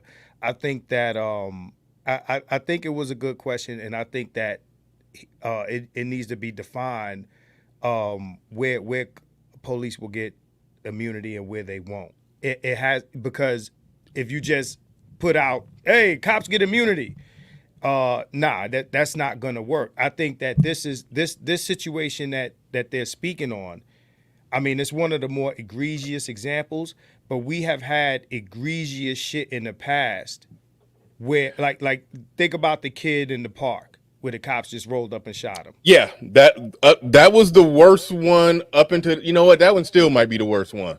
Tamir Rice. Tamir Rice, yeah. But that one still might be the listen, worst. I think these are scenarios that you have to look. Listen, I'm not ducking and dodging. Keep it 100. I think you have to assess these. It's not just blanket immunity in a sense, and that's what they're trying to make it. Well, I mean, Trump. Real quick. When Trump get to talking and he be talking shit, he said it in a way that just made it sound like immunity across the board. That's right. And nowhere in politics do it work like that. So I didn't see it as that. Somebody, I think Dark Knight Mentality posted in the chat, qualified immunity. Like it got to be something situational. That's what he was alluding to. Yeah, that's what, when he tried to elaborate on it, he probably didn't explain it the best, but that's more or less what he was saying. So I think that her asking the question gives him the opportunity to do that. Yeah. It's a fair question to say that, you said that you want cops to get immunity. Here's a situation right there. Do you think this is a situation where the cops should have immunity? Like, that's the most direct way to ask that question, and he can give a direct answer to it. Right. Fair. He can't even grant immunity. Yeah, but he can't grant it. I mean, that's at the state level. He can't federally say, exactly. Hey, you got qualified immunity. That's only going to count for federal officers. And in state and in federal cases, right? He can't do anything to the state. Well, if the feds take it, but if the feds intervene, then it applies, bro. What do you mean intervenes? Yeah, but most cases aren't fed cases. And furthermore, too, but just real quick, he did just that. He answered the question, and like I say, you guys don't give him credit for, again, he said, hey, I'm not too familiar with it, but hey, the thing with the water. And then he'd kind of be like, yeah, he got prosecuted, right? I'm pretty sure, it's egregious. He said it was bad. So again, to expect him to go through like and of course, he doesn't mean immunity across the board for anything. But he alluded to it, right? And my problem with it is niggas only care when it's a cop involved. Bro, it's less than 1% of killings of black people. It's tragic. This right here, like you said, nobody's defending this. Like you said, the dude doesn't even have support from the police unions, and they support everybody. But that's how egregious it was. So let me say this, and I want to clarify. I'm not giving Trump smoke for what he said. I'm saying that the question is not an unfair question. And to the point that you made about people only care when it's cops, this is the thing. Cops have a duty to protect citizens, right? Now, when people shoot other people, I don't think that we have a problem with citizens getting off for killing people. I think that when niggas kill niggas go to jail. Okay? So niggas ain't got no immunity killing other niggas. So it's not that, hold on, bro. It's not that we don't have an issue when black people kill other black people. We got an issue with when cops kill black people, they go home. And that's the difference. There's one is a crime thing that needs to be handled, and the other is an injustice from a civil servant that's supposed to be protecting you. She called the police. Bro. So yeah, I'm not arguing. I understand you're not, but that I don't like the conflation of those two like they're the same, because they're not. Well, it's not a conflation. And let me give me a chance to reply. Oh, okay. And it's not a conflation. Again, this is one pinpoint that everybody wants to use as the standard now. This is not the standard, and it's agreed upon on all sides, be it the citizen and the police. This was a bad shoot. So you can't make this the hinge point or the major point of police brutality and police immunity. These things need to change. Unfortunate shit happens, but I promise you, there's a white person this happened to, there's a Hispanic person this happened to, and the only reason it's a motherfucking issue because of the black-white dynamic. That's what I'm sick and tired of. It's very unfortunate. If that's the case, then that still points to cops should not get immunity. I don't care who they are shooting on some injustice shit. If it's a white person, if it's a Spanish person, then those groups or just people in general should have an issue with, and I'm not saying that Trump implied immunity across the board, but just the idea of it, or that it didn't get explained, that people need to ask for some clarity on that, and I don't think that's wrong to do. This was my only problem with hold on, Fantastic. My only problem with the immunity statement is that already when the police shoot somebody, if it's any nuance in it, black people don't acknowledge the nuance. They just say he shot him in the back. Well, the police was telling him to stop, and he had his back turned. Yeah, but he was reaching into his car while the cop was saying, "Freeze, freeze!" And then the cop wasn't about to wait to see what he grabbed out his car. He shot him. Like, it's some nuance in that. You don't want to see nobody get shot in the back, but at the same time, freeze, nigga. Like, so, so in those type of situations, cops always get off. So I don't even see you, like, when you talk about immunity, like, I don't understand what he's talking about, because if it's any nuance at all, the cop typically gets off. Only in situations like this where it's no debate. No debate. He pulled the gun, said, "I'm gonna shoot you in the head," and pulled the gun at her for no damn reason. Like even if I watched that shit in slow motion a bunch of times. When he pointed the gun at her and she was like, sorry. A lot of people thought she had the pot in her hand. If you slow it down, the pot was on the counter. She was covering herself up with oven mitts. Like the woman was armed with oven mitts. And then, and they saying, yeah, furthermore, Bernard, they started the whole process because he made her, he told her, why the fuck do you care about a pot of boiling water? I don't give a damn about no damn boiling water. That's he initiated, he caused the whole interaction. Yes. She didn't even threaten him with it. She said, "I rebuke you in the name of Jesus," in a joking tone. Like, it was no reason for him to get that amped up and violent. And she put her in a situation where she felt like, this motherfucker about to kill me. I'm gonna defend myself with whatever I got. Like, and then that's when she, like, stopped covering up with the oven mitts and then reached up for the pot when she thought that this man was about to kill her and shoot her for no damn reason. So it's he started all of that. So let me say this, because I read comments and I notice that people, again, they like to twist shit all the way around. Absolutely, when there's nuance. You understand what I'm saying? I mean, it's a dangerous job. You got to be quicker than whoever might be trying to get you. You understand what I'm saying?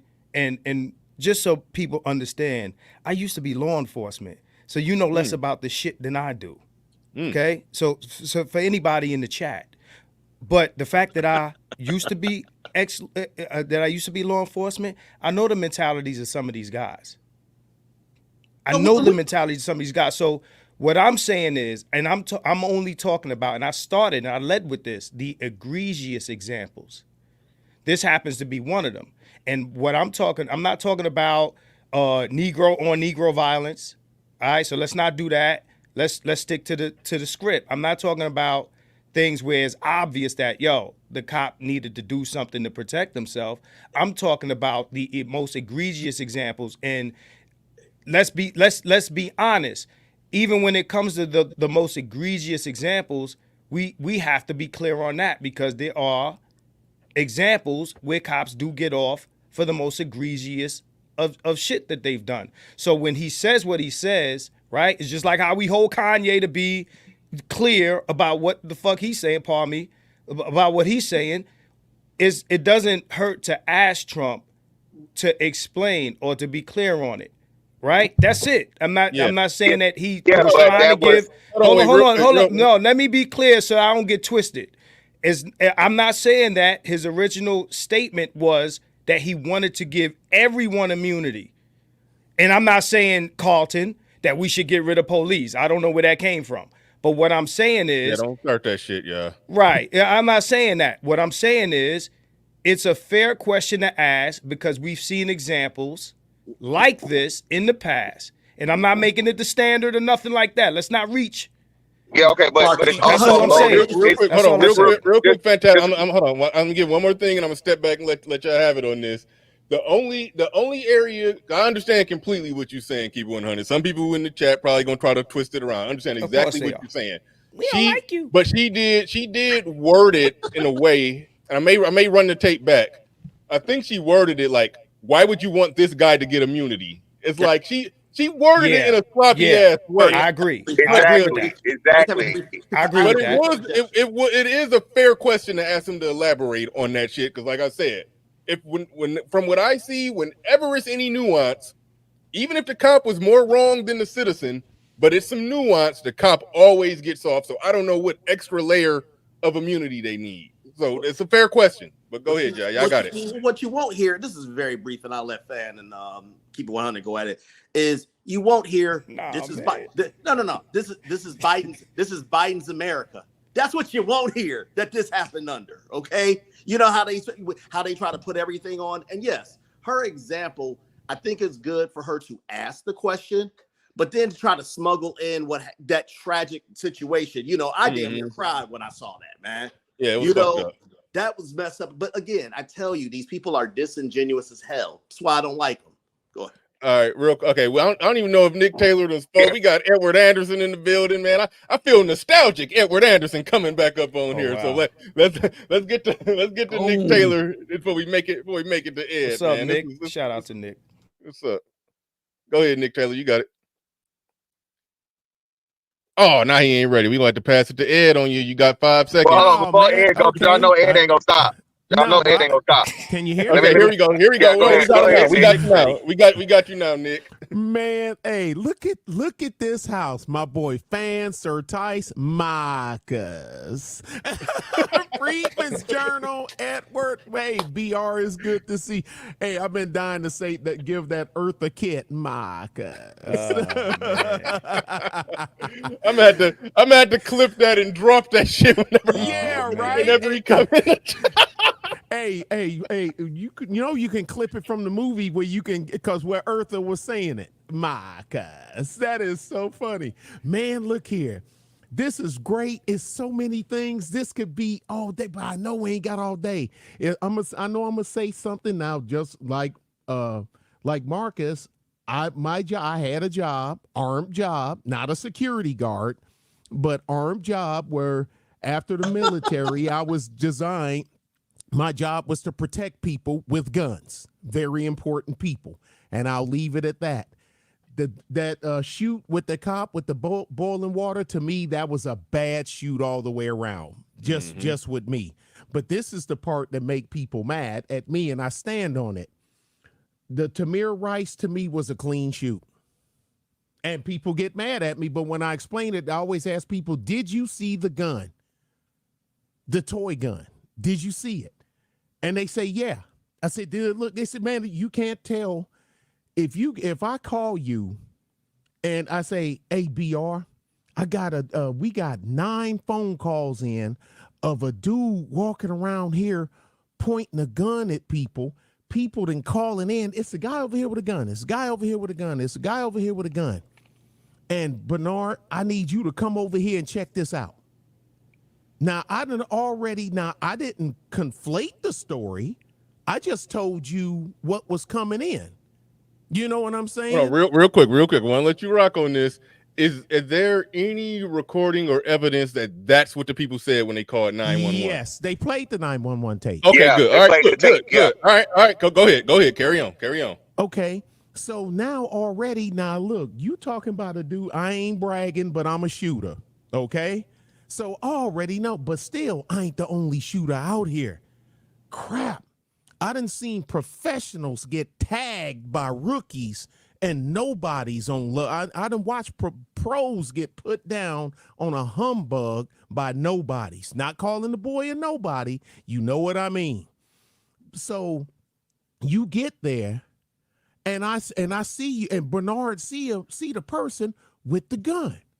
And you like, hey, come here, you. Give me that. And then that person takes off running.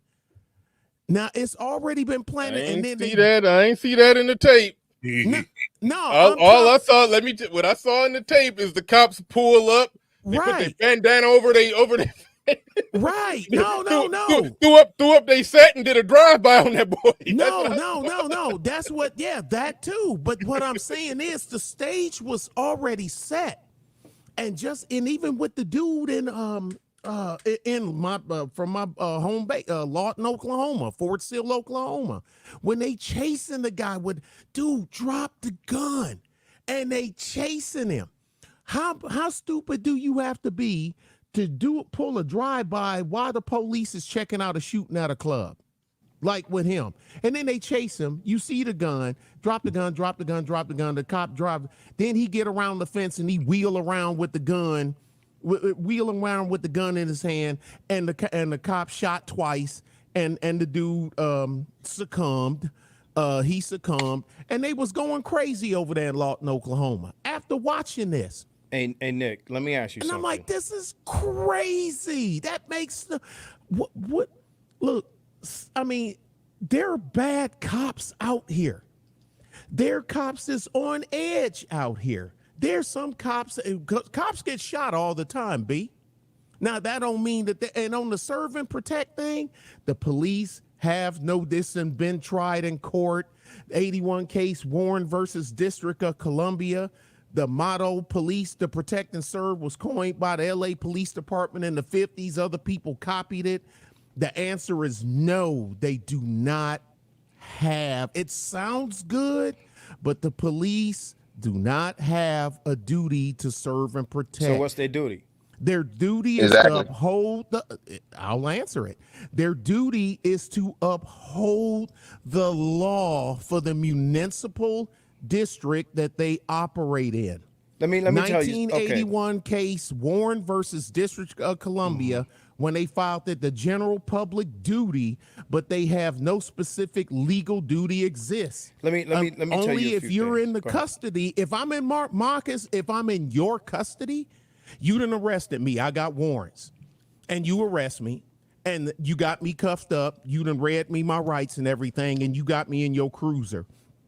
You have a duty to protect me while I'm in your custody. I hear what you're saying. Let me. No, that's the law. That ain't me. I think it's kind of goofy, but that's the law. I hear you. Let me respond to some of the stuff you're saying. I'm done. All right. Make it quick. First, you gotta pass it. Right. First of all, shout out to you, Nick. Number one, I've seen more than one video of police trying to talk a man down with a gun. That wasn't a child. Me too. Mm-hmm. Right? Cops, suspect got the gun in hand, and in some cases pointing at the cops, and they ain't shoot him yet. We've seen that. That's a him thing, though. That's a him thing. No, it's a them thing. Again, numerous different situations. Okay, all right. So I just want to throw that out there. The other thing, we talk about the serve and protect thing. When I was working corrections, one of the things they asked me in the interview was I willing to bust my gun, pretty much bust my gun to protect an inmate or another officer, and yes or no gets you the job or it doesn't get you the job, right? So if you're saying no, hold on, bro, this is what I was asking the interview, bro. I believe you. I believe. No BS. So while that's not the law, okay, it's definitely an expectation of you on the job. Okay? So you can, I hear what you're saying. But again, this is me, ex-correctional officer, bro. That's what they ask you when you take that job. Are you willing to protect either an inmate or another CO? Now, you ain't going to jail if you don't, but you might get fired. What'd you say? It's definitely an expectation when you take these positions. And furthermore, if you're a tax-paying citizen, there are things you expect from people whose salaries you're paying. And it's crazy to me that I'm paying, right, taxes into the system, and I can't expect shit from the people who are benefiting from, me paying into the system. It's almost like people they make these arguments that we're not to expect or to demand or require anything of these people. But go ahead, man. I agree. No, I agree. I agree with you. Hey, what did you say when they asked you? What'd you say? What was your answer? Oh, my absolutely. Verbatim, absolutely. I couldn't wait for a motherfucker to try some shit.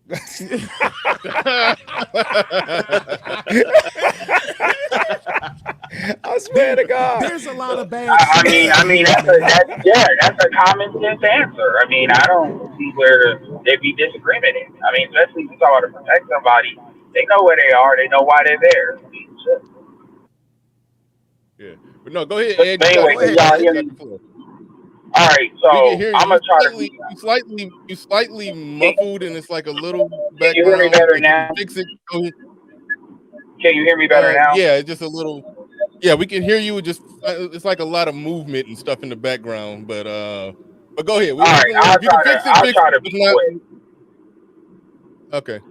Let me do this. Let me fix it, and then I'll come back because I'd rather the audio's clear than y'all suffering through. Okay. All right.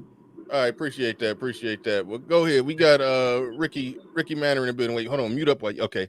Ricky Manor in the building. What's up? What's going on? What you got on this? What's going on? Has the subject changed from Trump takes the questions at the convention for black journalists? First of all, I don't know.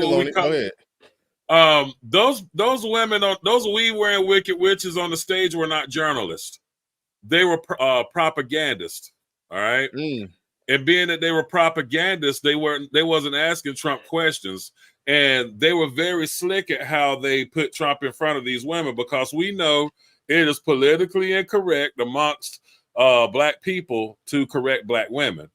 You see what I'm saying? So they knew what they were doing. Ricky, would you say that about Harris Faulkner also, or maybe not her, just the two? Say what now? Would you say that about Harris Faulkner also, or just the two, the one in the blue and the one in the middle? The far one in the pink is the one you're talking about. Oh, definitely. Yeah. I mean, they weren't journalists. They were actually propagandists. And if you're a journalist, so there's a difference between when I do commentary and when I do journalism. Okay. I do journalism on my website. On YouTube and my other social media accounts, I do commentary. In journalism, you're not supposed to give an opinion, first of all. Secondly, the way they greeted him, saying people found it to be, took issue with you being here today, he was invited. It isn't like he just came up and said, I want to go there. They invited him there. Right, then when they got him there, they treated him like a dog. And they didn't have any respect for that man.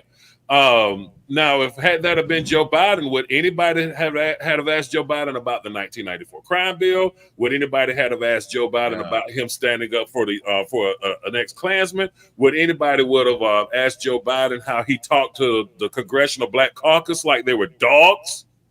Was anybody would have asked Joe Biden what that bullshit statement he made when he was on Charlemagne or Charlatan the Slob's Breakfast Club? You see what I'm saying? No, nobody asked him. Would ask Joe Biden these questions. These are questions they should have been asking him years ago. But while they're out there trying to make Donald Trump to be the bigot, they're sitting there supporting a bigot. Kamala Harris is not even, I mean, the new black media has been calling Kamala Harris out since 2019. So why is it now all of a sudden the thing of questioning Kamala Harris's race when black people, melanated people across the country have been calling her out about this for years? And, you know, not all black people are that slow, right? But the say the name National Association of Black Journalists, it should have been National Association of Black Propagandists. Yeah, no, you right in that analysis. The chick in the pink, I forget her name, her last name Harris. She was actually good. She's an actual journalist. I got to give her credit. But the other two, yeah, you described them right, saying propagandists. But shout out to Rod of God Podcast in the building. He says, meanwhile, the 20-year-old incel got a clear line of sight to Trump and the crowd yelling he's got a gun, and he still gets 8 rounds off. That's wild. I was on my sabbatical during all of that, but yeah, that was wild. That was wild. And the weird part about that situation there is that I've been to Trump rallies. I mean, I was on a Trump campaign, right? So while we were at these rallies, we're eating, like the last one that I went to that I was impressed with was the one in Rock Hill, South Carolina. Then we went to the one in Atlanta, Georgia. While we were eating breakfast at the Cracker Barrel, the Secret Service had drones flying over buildings. So you mean to tell me how did they get slack on their job that day of all days? You know, when there was a true threat. None of that makes sense. I mean, some people got their conspiracy theories, you know, or the inside, or I lean more towards incompetence, and maybe, just maybe, there's a difference in how they protect a sitting president versus somebody running for president, but he was a former president, so I think he should have been provided with the same stuff. So I don't want to go full conspiracy. So I'm leaning towards just incompetence and negligence. I don't want to. Well, Trump's security is as tight as it is. I've never seen George Bush when he came to town have that kind of security. Donald Trump has the security of a sitting president. I mean, his security is deep. Hey, not with those goddamn middle-aged soccer moms protecting him. No, the fuck he didn't. On that exactly, Bernie. We literally had a 5'3", 170-pound woman who couldn't be a bouncer at a nightclub protecting the president that could not holster her own pistol. I mean, what now? You can't tell me that this little patsy is the one who came up with all this. There's incompetence all around. And personally, I think it was bigger than him. But I'll keep my comments to myself there. Yeah. I ain't trying to go that route with the conspiracy stuff. Let's go on and keep it clean. Whether if it was a conspiracy or incompetence, the fact of the matter is that it happened, and somebody's feet need to be held to the fire. Absolutely. Well, they did get fired. What's getting fired, though?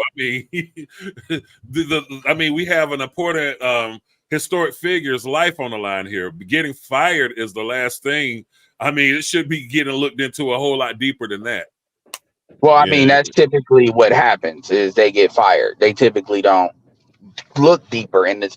Like, there's actually, I get what you're saying, and I'm not saying you're wrong in wanting that. I'm not saying that.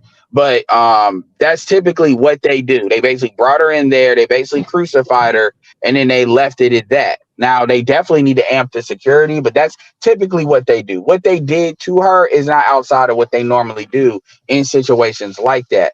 There's actually a great video that I'll share on my community tab that goes into history of the Secret Service and their fuck-ups.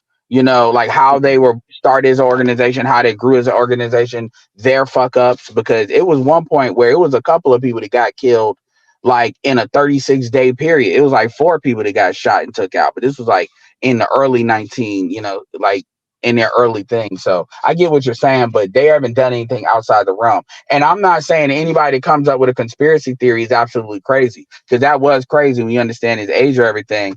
But the thing is, Bernard just got back, so yeah. Hey Ed, I know that's not the reason you came up. I know you got some smoke. Yeah. Go ahead. Yeah, what prompted you to come up? If you even remember what was on your mind when you came up. I appreciate that. And like I said, I wanted the audio to be good, so I'll try to be quick about it. As far as Nick's stuff, what Nick was saying, well, let me say this. First of all, shout out to you for being back. They tried to, take you out. I got wounded. They took my monetization away, but it was what I did, and I just got that back. Black Light lost his monetization and just got that back. So there's a couple of people that took some hits, but obviously it's one thing to lose monetization, it's another thing to lose your channel, especially when you got the subs you got, So shout out to you for being back. Shout out to YouTube for being reasonable. Wait a minute. You were banned? No. It was I don't even want to get into it. It was a small technicality why my channel was down for about 3 days. I already wasn't doing content anyway. I done went like 2 months without doing content. Oh, all I know is your channel wasn't there when I searched it. Yeah. That was correct. That did happen, but the situation got situated. Situation got situated fast, and so at least they don't got you shadow banned like they do me. They had me shadow banned for the last 3 years. That's what I was really the most scared of, because I was sitting there thinking, like, I was planning on making a comeback. This is a soft comeback because I still got, like I said, I got other stuff going on in the process of getting the CDL license, all kind of stuff. I got all kind of shit going on. I just got mine. Okay, cool. That's what's up. So yeah, this is still a soft comeback, but I was like, I'm about to come back, but I was sitting there thinking, ooh, that situation right there gonna have me going live, and it be 17 down people in here. Because with no notifications getting sent out, no alerts, no thumbnails on nobody's timeline. But apparently, I'm still in. I'm in. Yeah, well, y'all make sure y'all share the video. It ain't like Bernard's stuff ain't shareable. I know I did. But yeah, and it's too much stuff going on. It's too much political stuff going on for y'all not to say nothing. Especially with all this craziness. But let me get into my stuff. As far as what Nick said, I understand what Nick is saying, his opinion. I respect that opinion. I don't agree with that with the Tamir Rice situation. I fall more in line with Marcus as far as a cop. He could have put himself in a position of safety and then surveyed the situation. And then if there was other people in danger, make a move. For what I saw, he didn't do that. And these cops are not dumb. They know how to operate in the gray line. A That's lot right. of them. I'm in the position that 90% of police officers are great people and they deserve protection. It's that 10% you got to watch. And even within that 10%, most of them are solid. It's that like 2% you really got to watch. That's Right. Sonya Maxey. So that's the first thing I'll say to that.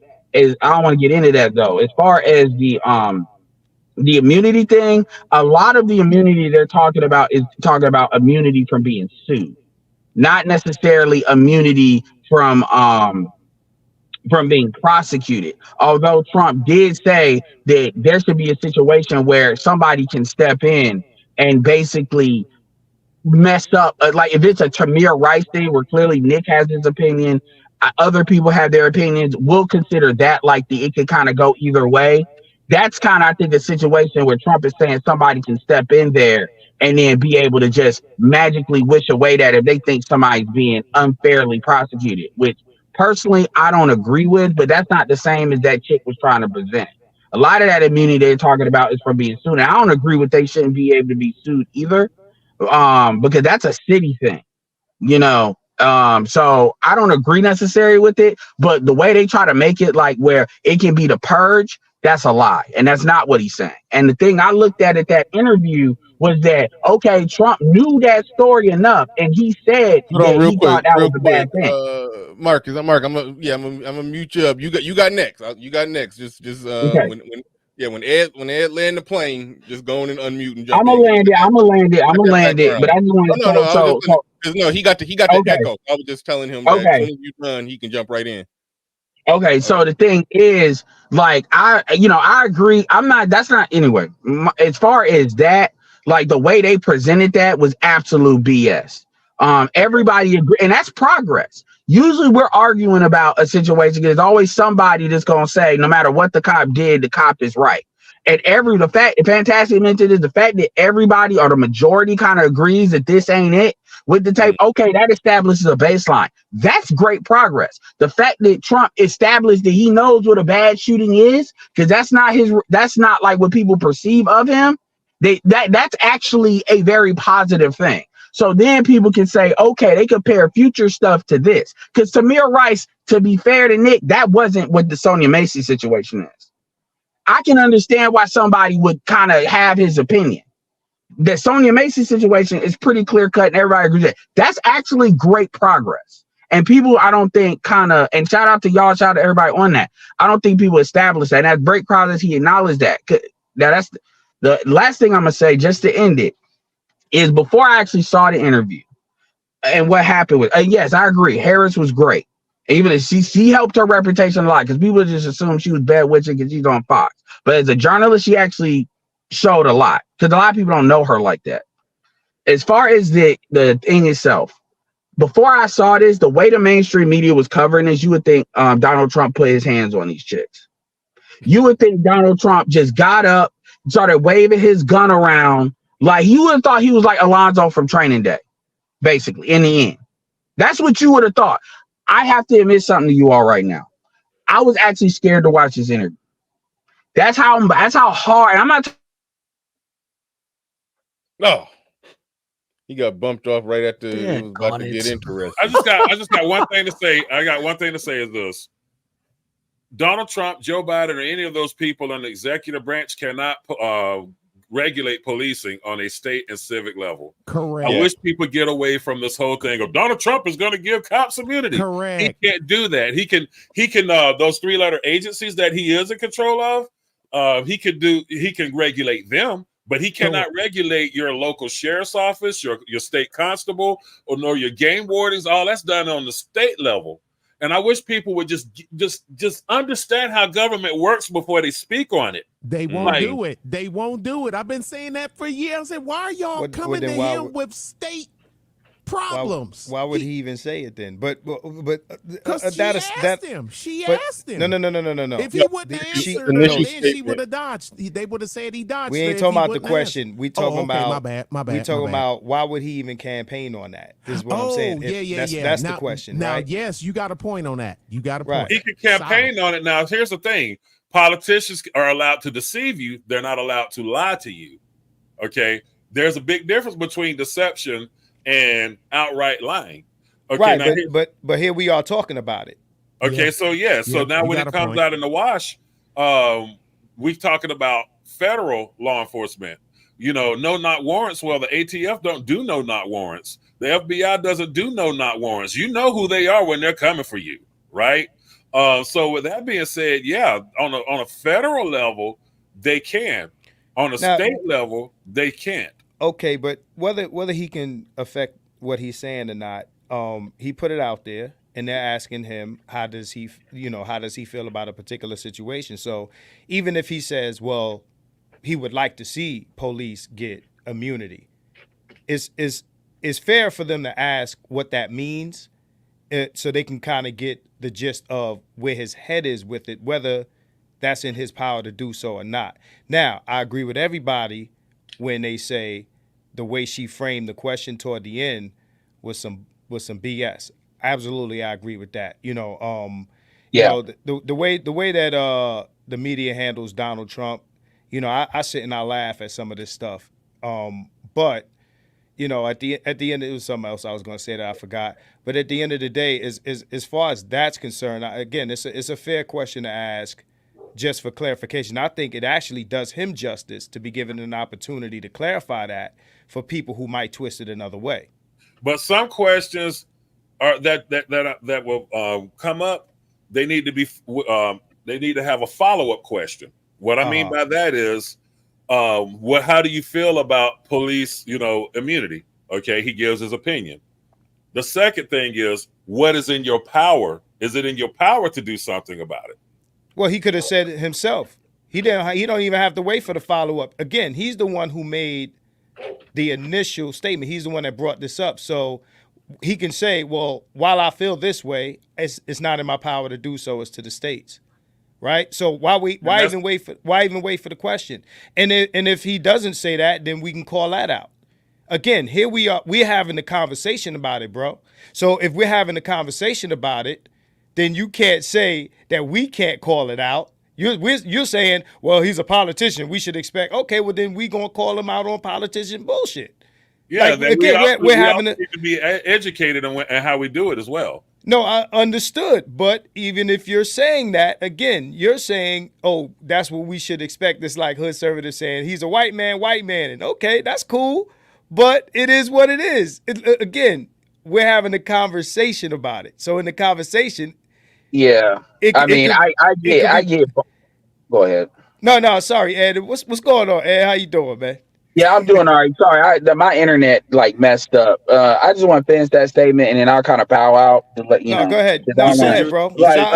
I made the level, and this is interesting when Ricky was talking about deception versus lying. Like I was saying before, I got cut off. Like, I actually didn't even watch this video. That's literally how crazy people are talking. I'm not talking about social media people. I'm talking about like mainstream media types. They have clips on the internet. And I'm talking about even Fox was on some Trump was acting crazy. And I don't watch Fox like that, but I saw clips of that. So you already know if they talking against the Republican candidate, well, it must be true, right? Yo, what happened in the interview as far as how Trump conducted himself and what they said, it's very obvious they are depending on you not to actually watch the video. Because there's not even a lot of gotcha clips in there, to be honest, outside of the chick was being disrespectful. Right. So the outright lying to what the media is willing to do, that is like, I got to be straight up. That's kind of some unprecedented shit. Like how much they're lying about stuff that's happening with Trump. Like it's really interesting to see that. And I know if I was like not wanting to watch the video, because then I already know how that's affecting other people that are not like as tuned in or dialed in as I am. And that's how you really see how these oligarchs got control of these corporations, yo. It's actually very scary how hyper the propaganda is. Thank God you got like folks like us on social media or people that's willing to talk about it, because otherwise people would only believe that he was wilding out. I actually think, and I don't like Trump, by the way, but I actually think Trump conducted himself very well. I think Trump went into the heart of Chicago. He literally talked to the gynocracy to their face. I'll take Harris out of that, but them other two, the level of disrespect that them chicks gave They deserve to be called every name that they are because they're not journalists. They're not. Because even with Harris, Harris kept him on topic. But they're like that. I am very angry and embarrassed as an African American that they did that. Like that is some. Oh man, like what they did was bad.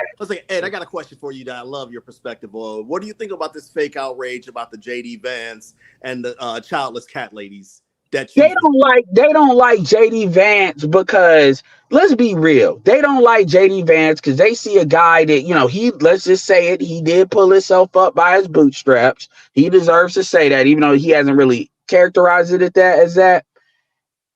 He's mad. Even Tommy Lauren was mad at JD Vance. And that's because they see what he's saying in their futures. That's what that is. Even the chick said that she was childless. These chicks see that as a very real reality in the way they thought that wasn't possible. Tommy Lauren is like 30, 31.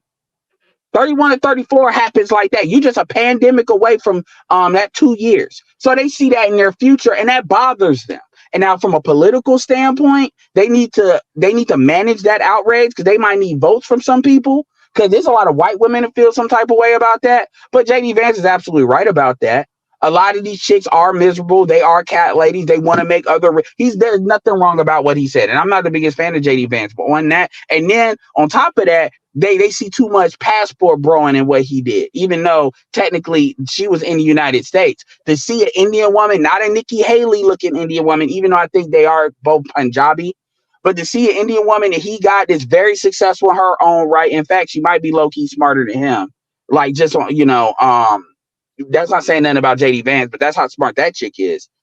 I think that bothers them because that is a very clear showcase that men have another option, even white men, and they're actually willing to take that option. I think that bothers them at a deep level. But no, I don't disagree with what they said, and they are fucking cat ladies. I don't know if we even going to make it to that part, but if you look at how it was framed versus what he actually said, what he actually said is the Democratic Party is ran, and I'm paraphrasing, but ran by cat lady, miserable women with no kids, or miserable cat ladies with no kids. He said the Democratic Party was ran by miserable women, with no kids. He didn't say that if you're a woman and you don't have kids, you are a miserable person. But that's how much they're bothered by it, though. I know, but the chick, when she repeated it back to him, she's saying, why are you saying this about women with no children? No, he said that about the women running the Democratic Party. And if he assessed them to be miserable women who don't have kids, then that's how he assessed them. The problem, Bernard, is you're a man and you're processing this from a person of what do you think? These women feel, they hear with their hearts. And if you say something, we all know as black people dealing with black women, I don't care what side of the spectrum you're on. We've all talked to them that if you say something they don't like, they will tell you a complete different sentence to what you said, even if what you said was clear and it wasn't a gray area. We know black men do that, to be honest. Like somebody did it. I'm not hating on nobody on the panel, but somebody did it on the panel where they said something in it about the police thing, and what's called like I never said that I think Marcus was like, I never said that I don't believe in cops should not exist, because it sounded like that wasn't somebody on the panel. That was, I think, somebody. Oh, okay. Well, he had to respond that way because they heard it with their heart. Yeah, right. Yeah. Even though Marcus has just said that he was in corrections, he did that. So that's crazy when you think of. So we already know. So, but I'm telling you, that cat lady shit, that bothers white women too. Because Tommy Lauren heard that, and what she even said it, she was like, well, I don't know why they picked, this was on like a Fox News thing, I don't know why they picked JD Vance, because he needs to be careful about how white women that are Democrat suburban are gonna feel about it. No, you're triggered. Because you're 31, you ain't as cute as you used to be at 23. That stuff you used to do at 23 ain't cute at 31. Let's be real. And then you see him with an Indian woman that's from Yale, successful, completely independent of him, and how she look at him, and you wondering, you would have skipped over at JD Vance. If you saw JD Vance before he was in the military, you would have skipped over at JD Vance after he got out of the military. Yeah, but Yale, Senator JD Vance, you look foolish. And I'm not saying Tommy Lauren in particular, but that Bob White white woman, you know, them white women, white men are like, we need to protect and lock niggas up so they don't touch them. You know, she's got that look. You know what I'm talking about. Yeah, well, Tommy Lauren, she remember when she got G-checked about a plurality of white men in America when she tried to say that, made that statement about, you know, men are trash and horrible to date and this or that or art. Like, so she's on her shit as far as men. So I'm not shocked that she got triggered by that statement, because if you pull up that old tape, yeah, she was sounding just like the chicks that used to call in the Kevin Samuels show. So I am hopping off after that. Great talking to you. I just want to say, you know, I know people got different feelings on Anton. I don't agree with everything Anton says, but what he be saying with them sisters of that, I'm curious, is like a lot of y'all are conservative, and not all y'all ain't, but a lot of y'all, you know, are on that team, and that's fine. I'm definitely curious, like down the road, is what y'all think about Anton being on Laura Ingraham stuff, because that was crazy. I'm not even saying I agree or disagree, but just the fact that he was on there like that, I was like, damn, man, folks have made it. I didn't watch him. I don't follow him. I don't know. The only thing I hear about him is when I hear somebody say something on YouTube. I don't follow him. Look, to be Me fair, personally, real quick. I like Anton. I would have to dig back into the archives of some stuff he said when he first came on the scene. He was saying some wild stuff.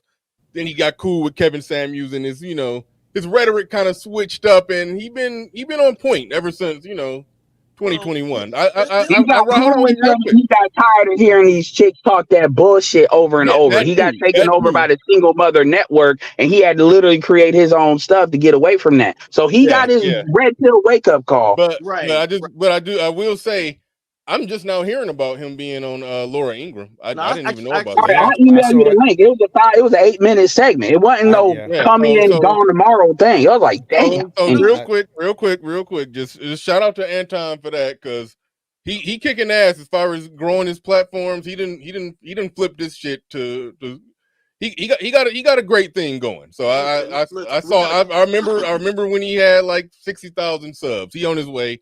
Shout out to him. I'm happy for him. No, we got to call it what it is. I don't like a lot of his shameless self promotions. I'm better than you type. Oh yeah. That's annoying. The grandstanding. It's kind of like it's like you masking an insecurity or whatever. It's like, now I'm the cool kids in a sense. But his whole point on Fox was basically, it was from the viral clip when the sister said what I said earlier, that the only reason that she's voting for Kamala is because she's a woman. And I'm just going to add this. Excuse me. Sorry about that. Damn, somebody's calling me now. Can y'all go ahead and take it? Hey, can I say something? Go ahead. Who is that? The one, bro. What's going on, man? Oh, okay. What's up? Go ahead. You got your bro, man. Where you been, bro, man? This stuff been going down, bro. I go and search your name and look for a video, and it say 3 months ago. I'm like, oh, what's going on with my boy? I hope you're doing good, man. It's good to see you, though, bro. Yeah, I'm doing good. Yeah, wait, you jump in the line on CJ. See, I didn't. Oh, my bad. Go ahead. I was up here, but no, go ahead, CJ Rich. Go ahead, real quick. My bad. Thank you for your patience. You've been up here for a minute. I forgot about you. Go ahead. Yeah, I've been chilling. I know y'all ain't seen me around here before, but I've been following a couple of y'all for a while. First of all, Bernard, welcome back. Thank you. Shout out to Ed. And even though he put me in the block party due to a minor misunderstanding, I'm mad at him. I used to be in the Discord. It was a joke. He misunderstood. I said Biden said light-skinned niggas ain't black, and I guess he didn't get the joke. But that aside, let me speak on the topic. One thing, I was semi-surprised that Biden would even meet with the National Association of Black Journalists. Trump. My bad. Yeah, Trump would meet with him. But what I wasn't surprised is that they were represented by 3 sisters, because even the white community knows that it's a gynocracy, matriarchy, however you want to term it. But they know that we are mostly led by our women. If a dude can't get let me clean up my I ain't trying to get you struck down again. If a dude can't get some female benefits based off his position, then he probably gonna back down, which is a sad state. that we lower ourselves to that. But yeah, man, they was on his helmet unnecessarily, and like Ed, I'm not necessarily a Trump fan. If I was gonna vote for a candidate, it would be Trump over Biden, or Kamala rather. Now, but no, that it was unfair treatment. Like just there, and I don't mean to be the tone police, but they was just the way that they were phrasing their questions and the aggression that they brought towards them. That wasn't professional, man. That was a lack of professionalism. Little background on me: I'm 40 years old now, hailing out of Cali, divorced. So I done seen a few things, and I know you would expect me to be liberal leaning, but through the phases of my life, I've been through several different phases. Actually, I came up here expecting to disagree with you, Bernard, on the police thing, but no, we pretty much in line with that when we was discussing the Sonia Macy. But yeah, I went through obviously raised liberal, single mother background. Don't judge me on that. But then when I got married and had started thinking on family terms, started leaning more towards conservative, and now I would say I landed on independent. If you're not serving my interests, then fuck you, basically. I'm more interested in what policies you're putting in place that can improve my quality of life. So, right on. Good stuff. Yeah, Real quick, I'll dig you out of the Discord block thing too. What is your username? It's the same as here, CJ Rich. Okay. CJ Rich. I don't know if I'm blocked in the Discord. I just kind of stopped using the app. But I know on your YouTube, I'm blocked. Okay, I'll look at it. Okay, because sometimes people catch strays on my stuff because it's a whole bunch of trolls. But yeah, that her woman DEI shit. I mean, let's be clear here. Hold on, real quick. Hold on. Yeah. Ed, hold on. I do want to get Juan in here real quick. Shout out to Clue Channel, says welcome back to BR, and also shout out to who else with that? Clay Bigsby sent $2 super chat. He says they don't like JD. I think he's trying to say they don't like that JD took a blatant shot at feminism. Yeah, and it's funny when the women on the right are not liking that shot at feminism. That says a bit. That says quite a bit. A lot of them are closet modern. Anyway, go ahead, Warren. Yeah. Let me get 30 more seconds to a minute. Let me just land my plane. I'm glad old boy brought that up. Yes. And I think Ed was the one that brought this to my attention, that right-wing conservative women have never campaigned to take away any rights or any privileges that the left-leaning women bargain for, that they push. Yeah. So at the end of the day, thank you for saying that. It's the sisterhood, right? Even amongst white women, I done seen it all my life. So yeah, they ain't gonna with each other. I said the same thing, but go ahead, continue. Go ahead, Juan. You got. I mean, you threw CJ. No, almost. Go ahead. Man, shout out to JD Vance. I'll close on this note. Shout out JD Vance for even saying that. But it is a lot of that miserable women that just want to get they want the privileges that they had as young women to extend indefinitely, and don't want to accept that that's not going to be a reality. Y'all can move on now. I'll hop in as needed. All right, go ahead, Juan. You got the floor. You got the mic. Thanks for your patience. Yeah, no problem, bro. Like I said, I was just happy, man, to even catch a live from you, bro. I had watched this era live when Trump was at the little convention with them, and all I can say is, personally, it showed me why I could never run for president, because my patience is not there. And that first question, it would have been so many B's and H's called out on that question, because the whole point was every question that the two people asked they weren't questions about policies and things like that. They were questions about, well, this person said that, what do you think about it? Or this person said that, are you going to condemn them for it? That's not how you conduct yourself in an interview with one of the most powerful men still, even though he's not president, but one of the most powerful men in the country. Yeah, she interviewed him in the way. Hold on, she interviewed him the same way that Piers Morgan be interviewing YouTubers. Where he just try to pull out as much gotcha shit he could get on them. It's not. Saying they got the Andrew Tate treatment. Yeah, like you Right. do got to interview a pair. I mean, I understand the political game is ugly, but yeah, I mean, a former president, yeah, that is a that is a shitty interview. But Could go you ahead. imagine? Could you Yeah, guys bro. imagine?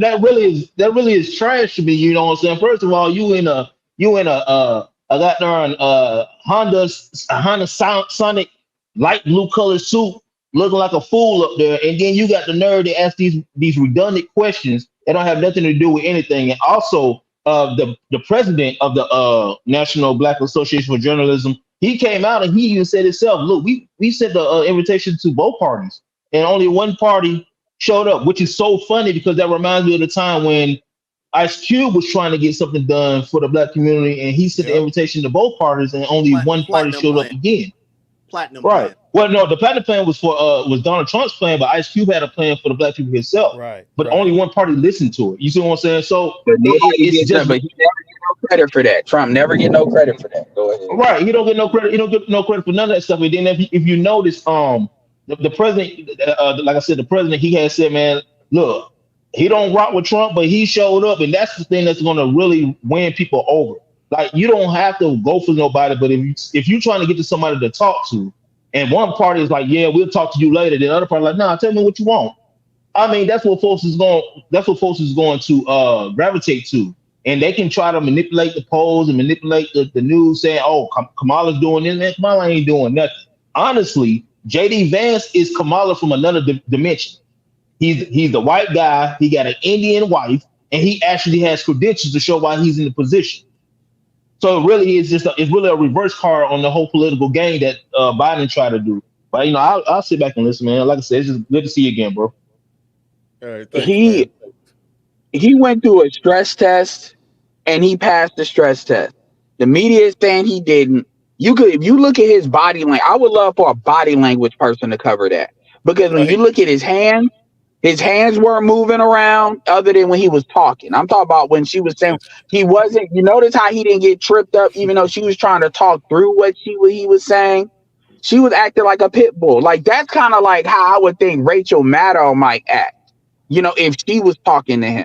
And real talk, I don't even think Rachel Maddow, quite frankly, would act as bad as she was acting. Like, and then here's what makes it so bad too. You can see the difference in how Harris was talking and how in fact, the chick in the black wasn't that bad, actually. The chick in the middle, it was literally the chick that was talking to her was the worst. And the chick in the middle, she was solid. She wasn't bad either, but you can tell she wasn't pro-Trump either. And then the chick on the right would, yeah. No, I was gonna say, Ed, like I said, this is for them, this is about them being able to stunt and being able to say, yeah, you see how I told him. Could you imagine if it was Megyn Kelly doing that to Obama? And just come right out, man. The outrage would be on all type of epic levels. How dare they disrespect this man? This man is the leader of the free world. He still deserves respect, despite being the leader of all the drone strikes. But I digress there. And I like I said, I can't stand people's hypocrisy. Bernard, I got a question for you. Okay. Why is everyone ignoring that Kamala Harris's birth certificate says Caucasian? I didn't know that. I thought it said something else. No, something else, not black. I knew it ain't say black. I didn't know it said Caucasian. Well, it says, I didn't know that. It has her parents. This been out for a couple of years, but everybody's dodging it. And then I got another question. Have y'all seen her father? Yeah, I'm quite sure you have. Does anything about him says Jamaican? Now here's something else too. Now I'll use myself as a perfect example. I'm born in Detroit, Michigan. Okay. My wife is born in San Antonio, Texas. Okay. We lived in Germany. My oldest daughter was born in Germany to me and her. Does that make my daughter German? Because she was born in Germany? Thank you. No, she's half German, Nick. You had a white daughter. She's Well, the she's thing is, half. they keep on leaning on nationality. Notice how they always say he's Jamaican, but he's not black. You I notice keep that? saying They just say Jamaica's he's not a Jamaican. race. Yeah, Jamaica is Yeah. not a race. It's a country. An island. Yeah, it's an island country. Well, they switch between the nationality and the race. They switch it between the nationality and the race when it's Well, you convenient. do realize But they there's said that she- Chinese people. There's Chinese people in Jamaica. It's more actually than a that. singer that she's half. I know she's half Chinese and half black, but she looks black. You look at her, you would never question if she was black at all. But she has a Chinese mother. I forget the singer, but so it's not just black people in, like you said, it is more than that. If I Yeah. hadn't traveled the world like I have, I probably wouldn't have questioned her blackness. But being a man that's been Middle East quite a few times, I've been to the Orient, I've been to island nations, I lived in Europe for almost 5 freaking years. I'm like, she's not black. Let me ask something. When you say she's not black, who's the brother that was just talking? I'll put it in the back chat for you, Bernard. Nick Taylor is talking. Let me say this. Nick? What's crazy? Okay. What's crazy is the pandering. Like, she comes out, she gets a fake Southern accent with that Meg Thee Stallion performance. But my favorite is when she said, I cook up a mean pot of greens. I had some so many times that I had to put them in the hot tub. Now, I don't believe that bitch has ever cut greens. Wait a minute. Wait a minute. Wait a minute. Hot tub. Hold on, yeah. I've been unplugged from a lot of this. I've been, like I said, I got shit. I got shit that I'm doing in my life that that don't include YouTube, and I've been unplugged. What are you telling me that she got up there talking about cooking collard greens in the bathtub? Listen, let me land the plane. I got a photo. I got a photo. I'll get you the video in a second. But let's be clear, gentlemen. Even if you comment your bathroom or whatever, little whiz come out. This is where all your filth and bacteria is. This woman literally said she put all the greens in the bathtub. Yeah. I mean, you can't make this up. Now let me get you. No, that's some southern shit. So from her being raised in California, that ain't some shit Californians do. Like in Chicago, they might do it because a lot of Chicagoans come from like Alabama and stuff. This is where the western side of Chicago is different than the south side. But people could have moved. I get what you're saying, but what I'm saying is that's more known to be like a southern thing, putting it in the tub. Yeah, I ain't never seen that shit in Michigan, and most people in Michigan, they came from the South, so that's it's what I'm saying. In other regions, you'll see it. Listen, most of the black population out this piece come from the South, but I'm gonna say this: she would have no proximity to that. There's some trust me. There's a love that chicken from Popeyes lady behind her, probably consulting her on all of this. Hey, Tice, you see the picture I got on my Facebook with her posing with the big greens, bro? She got the collard greens are almost as big as she is, and she's posing. Hey, Bernie, I put in the back chat. I gave you props on your post earlier, man. I was dying laughing. A big batch of collards in her hand and shit. Hey, Bernard, I just want to piggyback real quick on what old boy was saying about Caucasian on the birth certificate. Now, being from Cali, I don't know how it is in other states, but I've been to about half the states, but this is where I've been established. We got a big population of Indians, especially up here where I'm at right now in Sacramento. And let me tell you, maybe even more than the Far East Asians, they want to be white to the utmost. I've encountered more racism from Indians than from white people, straight up, because they don't have that white guilt. They just want to, and maybe it's from the caste system they have in their country, but I've encountered a lot of racism, a lot of pro-white, pushing from Indians out here. Hey, bro. All right, hold on, real quick. Ahead, I gotta run the collard greens clip. Today, and another opportunity for Kamala Harris to pander for the black vote. Down in the comment section below, let me know if you believe that this story is true, and if you think she cooks a mean pot of collard greens. Let's go check it out. Right, Marlon. So I know how to make a mean pot of greens. In fact, people used to ask me to make greens for them for Christmas. One year, I had so many that I had to wash that we ended up washing them in the bathtub. So I am not playing around. So what you got? Man, that shit was that was She's worse not than playing Hillary around with Clinton. salmonella. What the That hell? was It's another that day. was worse than Hillary Clinton pulling the damn Hot hot sauce. sauce Right. out the Yes. bag. Hold on. July Yes. 4th Hot weekend, sauce. they had Yes. 100. God damn. That's Boondocks. But and then she turned black. I'm sorry, that shit was funny from Trump when he said that. Yo, I said it on Facebook. We are in Boondocks world, bro. This is Boondocks level shit right here, bro. This is straight Aaron If they would have Magruder. rotated to the Boondocks, I would have been like, they doing too much. Now, let me throw something else in because you brought up the Caucasian thing. It was brought to my attention that she's Brahmin caste. She's Brahmin. That's the top cast, if I'm not mistaken, right, Marcus? Absolutely, she's Brahmin, and a lot that is a conversation, bro. She's Brahmin. Now, aside from the fact that her father said his family was slave owners. Yes.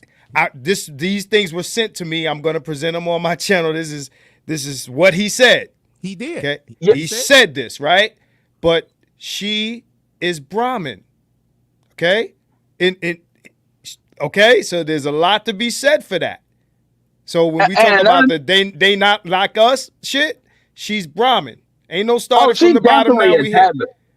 She's definitely a tablet. Even if we could consider she is black, she is that. I just wanted to add in. Everybody keeps saying her dad. They try to lean on the dad. So anybody that's trying to question whether she's black, we already know what it is with the mom. It's the dad that people got to focus on. And what they're saying is that, he's radical. He was like a radical professor. Remember, this is when the Black Panthers are there. And I'm like, okay, because I really don't care. But for people that care, that's what I'm speaking on. My thing is, if he's so radical, radicals don't put Caucasian. Radicals don't put Caucasian on their kids' birth certificate. Right. Wait, that's what I'm pulling up right now.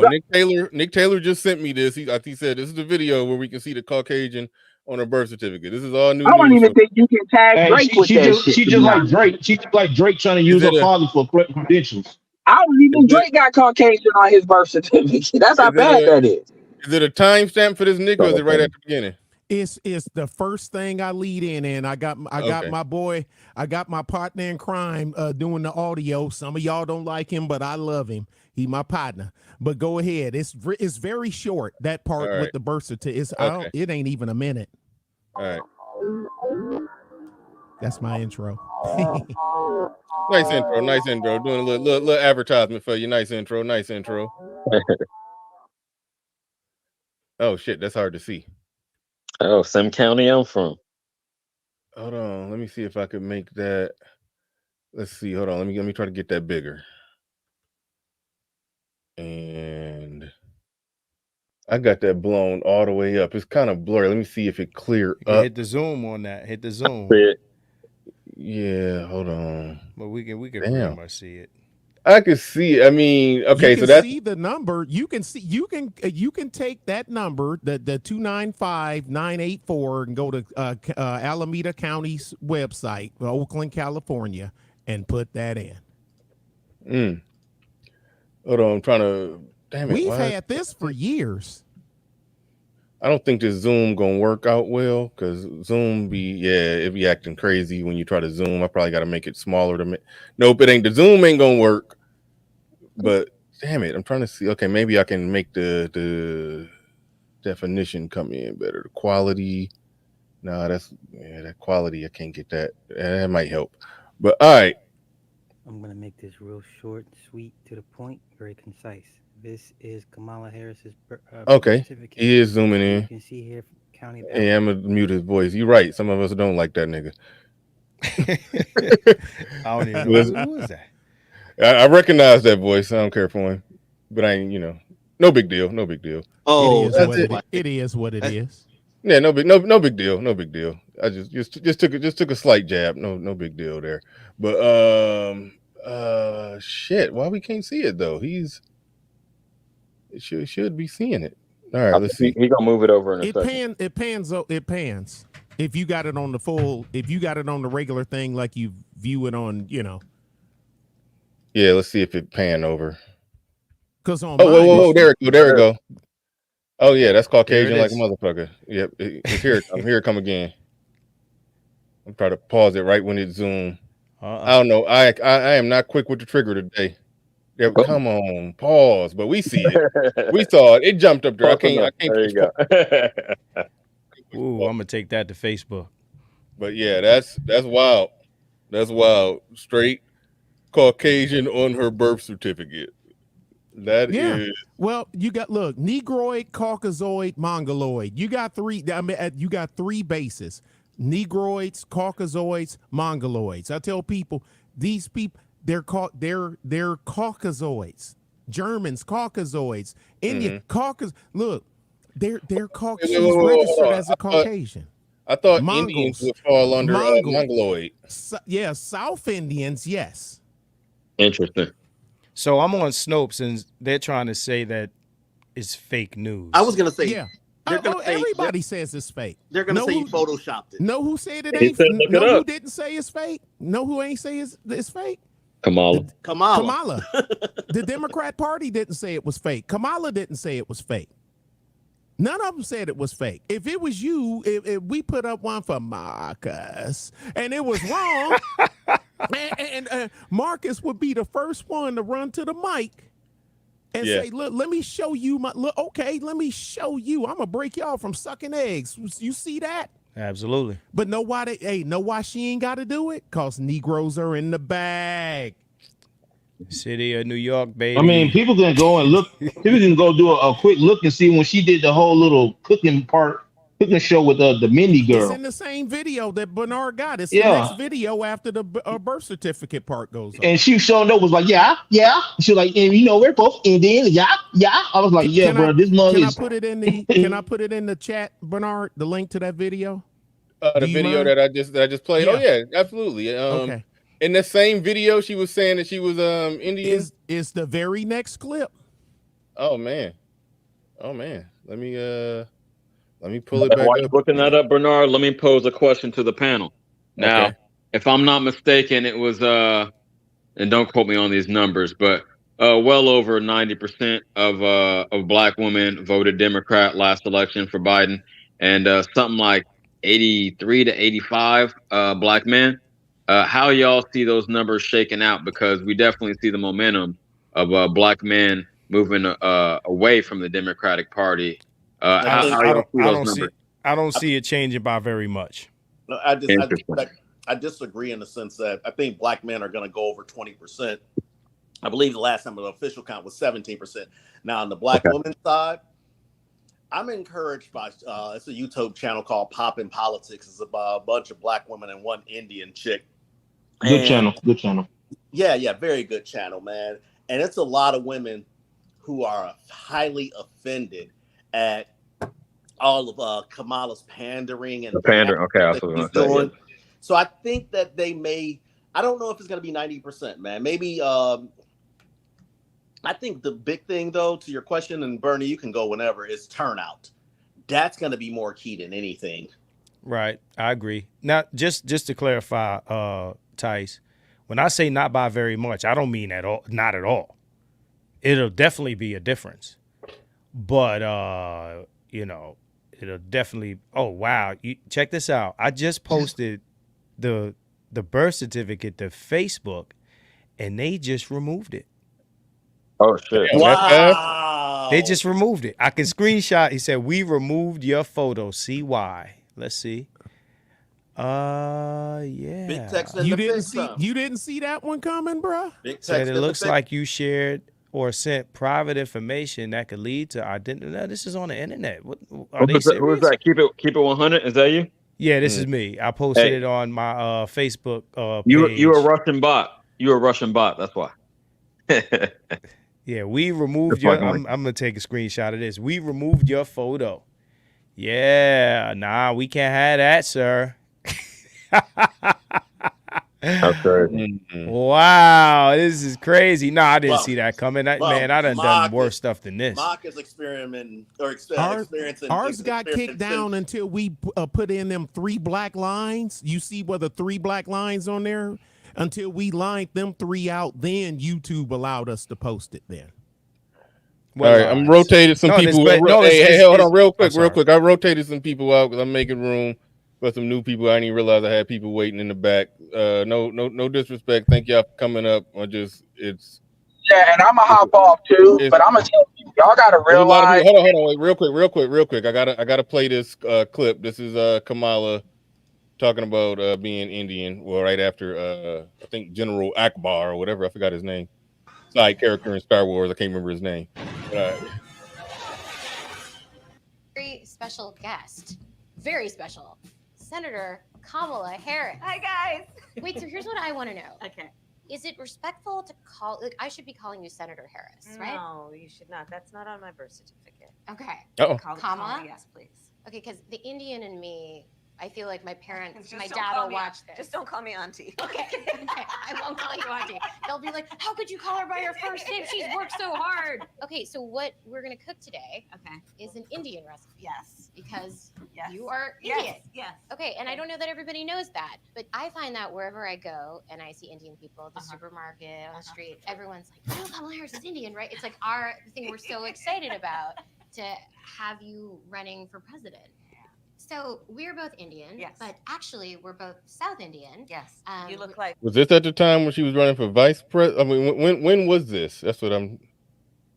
This when she ran for president. This when she was actually running. She was for running in president. 2020. Yeah, that makes sense. Yeah, because what's it called ain't that old. The comedian shit. Yeah. And then I got vice president Joe Biden, because if y'all don't know the political system, the vice president is the one that swears in senators, and Vice President Joe Biden swearing in Kamala Harris as the first Indian American female senator. It's all in the same video. It's all in the same video. Yeah, we gonna made let this this video years ago. Yeah, I just want to say this real quick, and then I'm hopping off permanently. When y'all post and stuff, y'all like, especially people that's content creators, somebody either y'all need to look into having either, I want to say WhatsApp, but reality is WhatsApp is owned by Facebook too, Meta. So I would say y'all need to look at having a Telegram, or obviously Discord is people's favorite thing of choice, because there's some stuff that they will target your channel. The way that they're lying for Kamala and on Kamala, it don't matter if what you say is accurate. You all know that they will come for folks' channels if they can. The fact that they removed that fast. So, I mean, folks need to be careful, because in this next 90 days, they're going to be acting real crazy on these algorithms. That's all I wanted to come back to. Check this out, bro. I know very well about saying accurate shit and providing evidence, and people coming at me. So yo, I'm out too, Bernard. Yo, I'm gonna jump off of here, man. Thanks for having me. Thanks for coming through. Yeah, so get our audience, if they want the real stuff, they either need to let that stuff get on Patreon, or even if it's a free Patreon, because you can just post stuff on there, or if it's Discord, because some of that real hot type of stuff, it don't matter if it's true. They'll still take you out. So anyway, people don't care about truth no shout more. Shout out to Darth Low IQ. He says Kamala Harris birth certificate states the race of the parents, not the child. What difference does that make? Same difference. Yeah. No, they're talking about because if you notice, a lot of people think because if somebody is Jamaican, a lot of people automatically think you're black. Jamaica ain't a race. It's not, exactly. But a lot of people confuse that. Oh, her father is Jamaican. That doesn't mean that she got black in her. No, her father just happened to born in Jamaica. He wasn't black. Yeah. Just like my daughter isn't German. She was born in Germany, but she's Exactly. not German. Yeah. That's She got a Michigander for a father and a Texan for a mother. Her father is literally Irish and Indian, descendants Yes. of slave owners. Yes, correct. They're not putting that in for people to know, like, oh shit, this woman ain't black at all. He And said it. descendants He of said it owning in his slaves. dissertation. He said it. Descendants of owning slaves. This woman ain't black at all. All right, let me roll this. Apologies to the people who wanted me to play out the Trump clip. The conversation got going.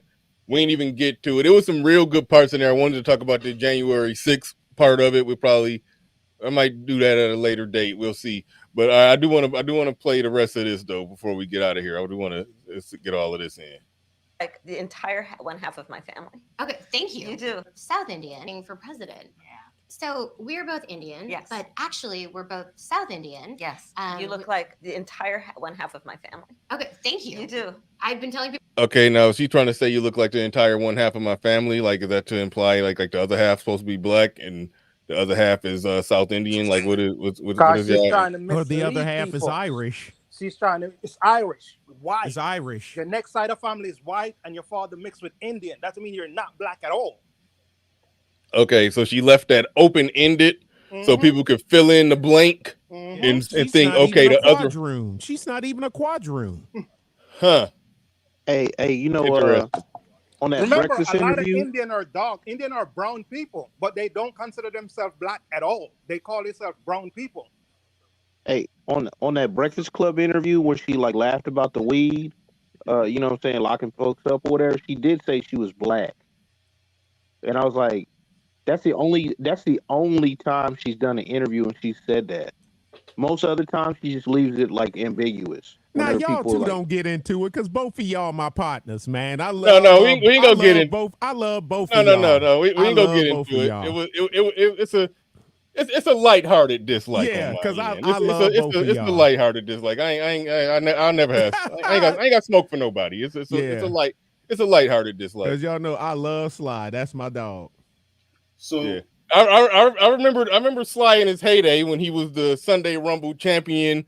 Used to get in the ring and be fighting back and forth, going at Cynthia G and was solid at it. Was winning the arguments. Then he somewhere along the way decided he gonna put all that energy towards black men who doing the same shit that he used to do. But that's where the subtle, lighthearted dislike come in. But other than that, no issues at all. It's just it's a small thing. It's a small thing. But all right. But no disrespect. That's why I smiled and clicked on his name, acknowledged him when he came in. No big deal. No beef. Salute. But that same lady that we're watching in the I wanted video right now. Going ahead and add to the combo. That same lady got a brother that cut off his Indian hair and pretend to be black to get a scholarship. Y'all got to look into that.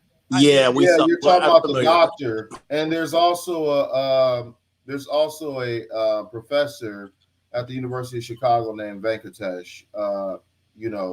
He did gang leader for a day. There's about 4 points, and salute to you, Bernard. This is Deacon Salty Balls checking in. Oh, salute! I didn't even realize that. I can't even see my screen. Hold on, where you at? Okay, I see your avatar. I see. Yeah, you got a different avatar. That's why I noticed that. But shout out to you, I mixed it up. Yeah. Right on. All right, and salute to the other panel brothers. But there's about 4 things I wanted to throw in there to take into consideration. First point, a lot of people may or may not necessarily know. South Asians and Indians in particular eat collard greens, right? So it doesn't necessarily equate to blackness, but it is a regular part of their cuisine, right? I didn't know the that. other thing, huh? I didn't know that the South Asians or who you said eat collard greens. They do. South Asians. They eat a lot of vegetables. They're pretty much almost a vegetable and rice based diet. Yes, indeed. Second point I like to throw out there. She was born in Oakland, but when she went home and for the first, would you say 6 or 7 years of her life, she was raised in this area called West Berkeley. For people who are from the Bay Area would actually know that West Berkeley is an Indian neighborhood, like a historically Indian neighborhood, not black, not white, not anything else, Indian. Okay. Mm-hmm. Third thing I would like to bring up. This is one thing that happens a lot in particular for those who, been to college and stuff like that. You have people who are kind of, confused about, their identity and their blackness in general and stuff like that. Which way to, seal the deal if you didn't have that black experience or are considered awkward around other black people? Become a BGLO member, Deke. Either that, yep. Or you go to a HBCU college. Exactly. Okay. So you all are seeing where I'm going here, right? And then the fourth point of contention that, you know, she's probably not going to answer or avoid it is that she promoted the transit policy in California prisons. That policy led to people being raped inside of prisons, and she bragged about it. Yeah, she also got like at least like a dozen or more cases to where, like, you know, cats was like they sentences should have been overturned with you know, new evidence. She actually fought to keep the evidence away so it wouldn't be admitted in trial, including at least one dude that was on death row that almost died. You know what I'm saying? He didn't commit the crime. There's like something else or whatever. Because I remember I was watching that Art of Dialogue interview, and Judge O'Brien was like breaking this down. Man, he was going in like crazy, man.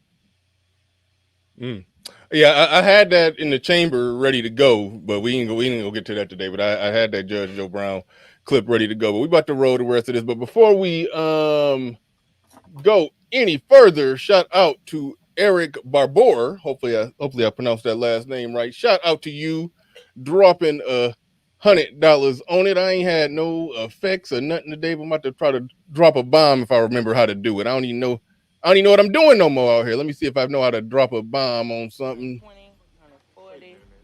Hold on. Think I know how to drop a bomb. Think I know how to drop a bomb still. All right, hold on, wait. It ain't supposed to be on loop. See, I told you I don't know what I'm doing no more. Hold on. All right, there we go. All right, shout out to you. Appreciate you dropping a heavy-handed super chat on it. Do greatly appreciate that.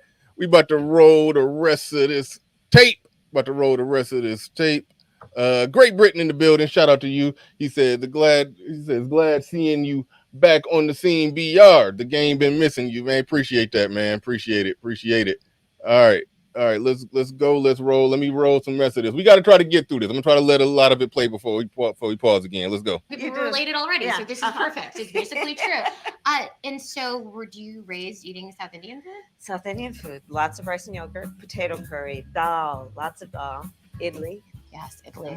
That's a deep cut. Okay, so what we're cooking today is two things. One of the South Indian staples is dosa, which is kind of like a sourdough crepe. And then we're going to make a potato curry, which is the traditional accompaniment. So I printed out...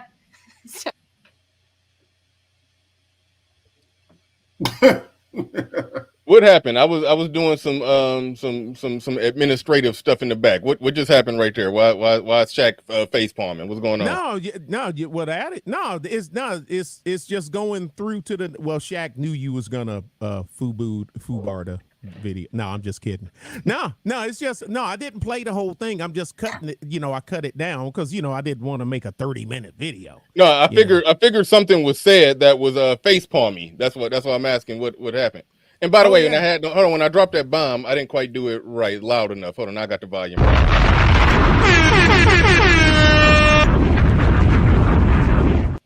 All right, that's better. All right, appreciate you, Eric Barbour. Now the last part is her getting sworn in as the first Indian American female senator by Joe Biden. That's the only thing that's left. All right, let's go. And I'm going to now direct this at Vice President Biden.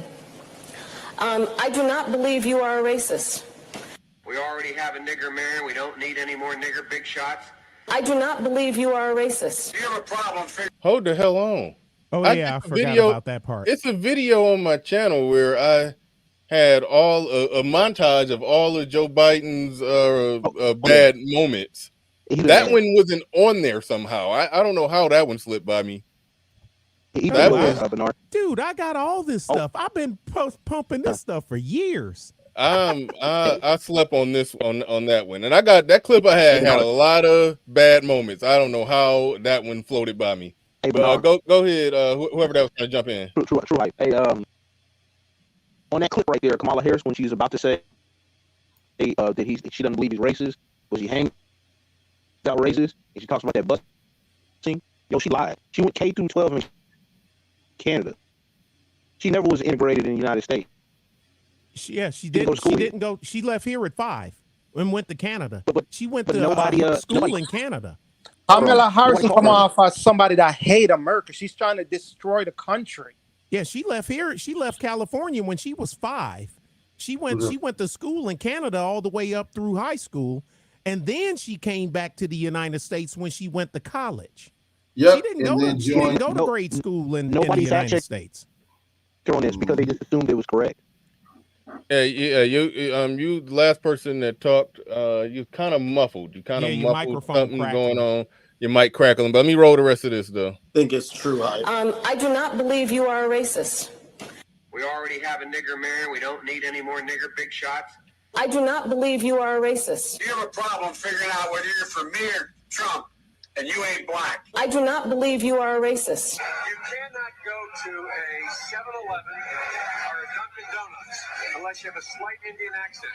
I'm not joking. I do not believe you are a racist. Poor kids are just as bright and just as talented as white kids. I do not believe you are a racist. Another thing about how perspectives change over time. Bobby Rush, member of Congress, said the other day, "I'm ashamed that I voted for the '94 crime bill." You ashamed of that bill? Not at all. In fact, I drafted the bill, if you remember. I know that.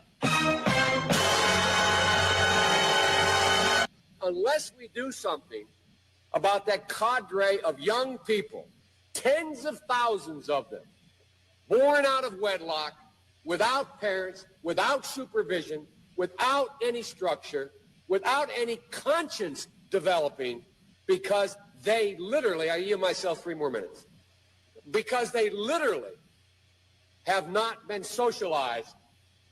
They literally have not had an opportunity. We should focus on them now, not out of a liberal instinct for love, brother, and humanity, although I think that's a good instinct, but for simple, pragmatic reasons. If we don't, they will, or a portion of them will, become the predators 15 years from now. And Madam President, we have predators on our streets that society has, in fact, in part because of its neglect, created. Again, it does not mean because we created them that we somehow forgive them or do not take them out of society to protect my family and yours from them. They are beyond the pale, many of those people. Beyond the pale. And it's a sad commentary on society. We have no choice but to take them out of society. Wait, it gets worse. Wait, it gets worse. Wait, it gets worse.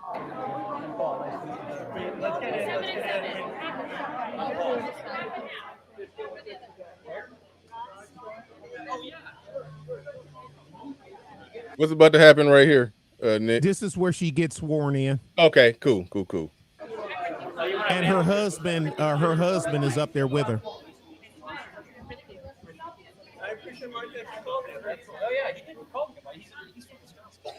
They were leaking news about him today. Bernard, how many black people do you see up there with her as her family? None. I don't even see her. No. Yeah. Oh, there she go. Good to see you, man. You know you're the middle way up. You know that, right? All right. We're going to have you stand in the middle.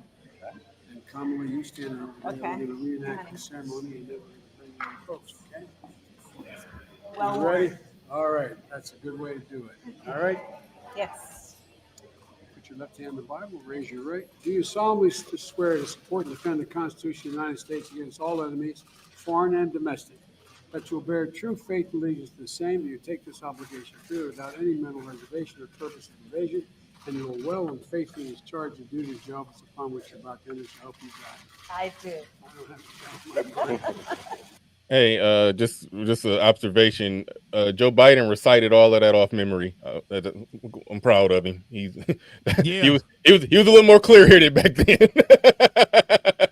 That's cold. I thought he was reading at first, and I looked. Oh, he's looking up. He just recited all of that off memory. I'm like, hey, I'll tell you what he recited off memory that was very good. And Nick Taylor, I was going to ask, do you have the clip when he was talking to Al Sharpton and the CBC right after he was, or when he was president-elect, and he was stunning them. I still got it. Oh, I still got that video. It's on my channel. You never heard that, Bernard?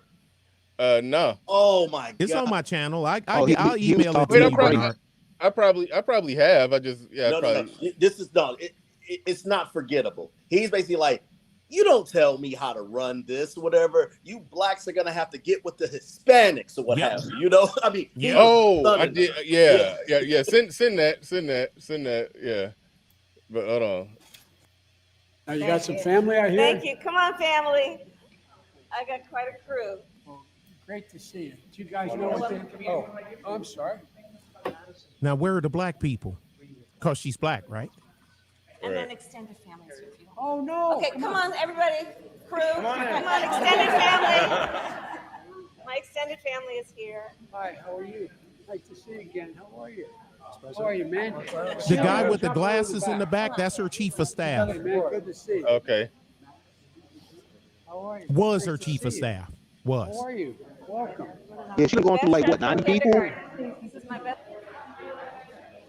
Including Simone Sanders. It's a dairy company called Dairy Gold. It's like milk and. Oh, okay.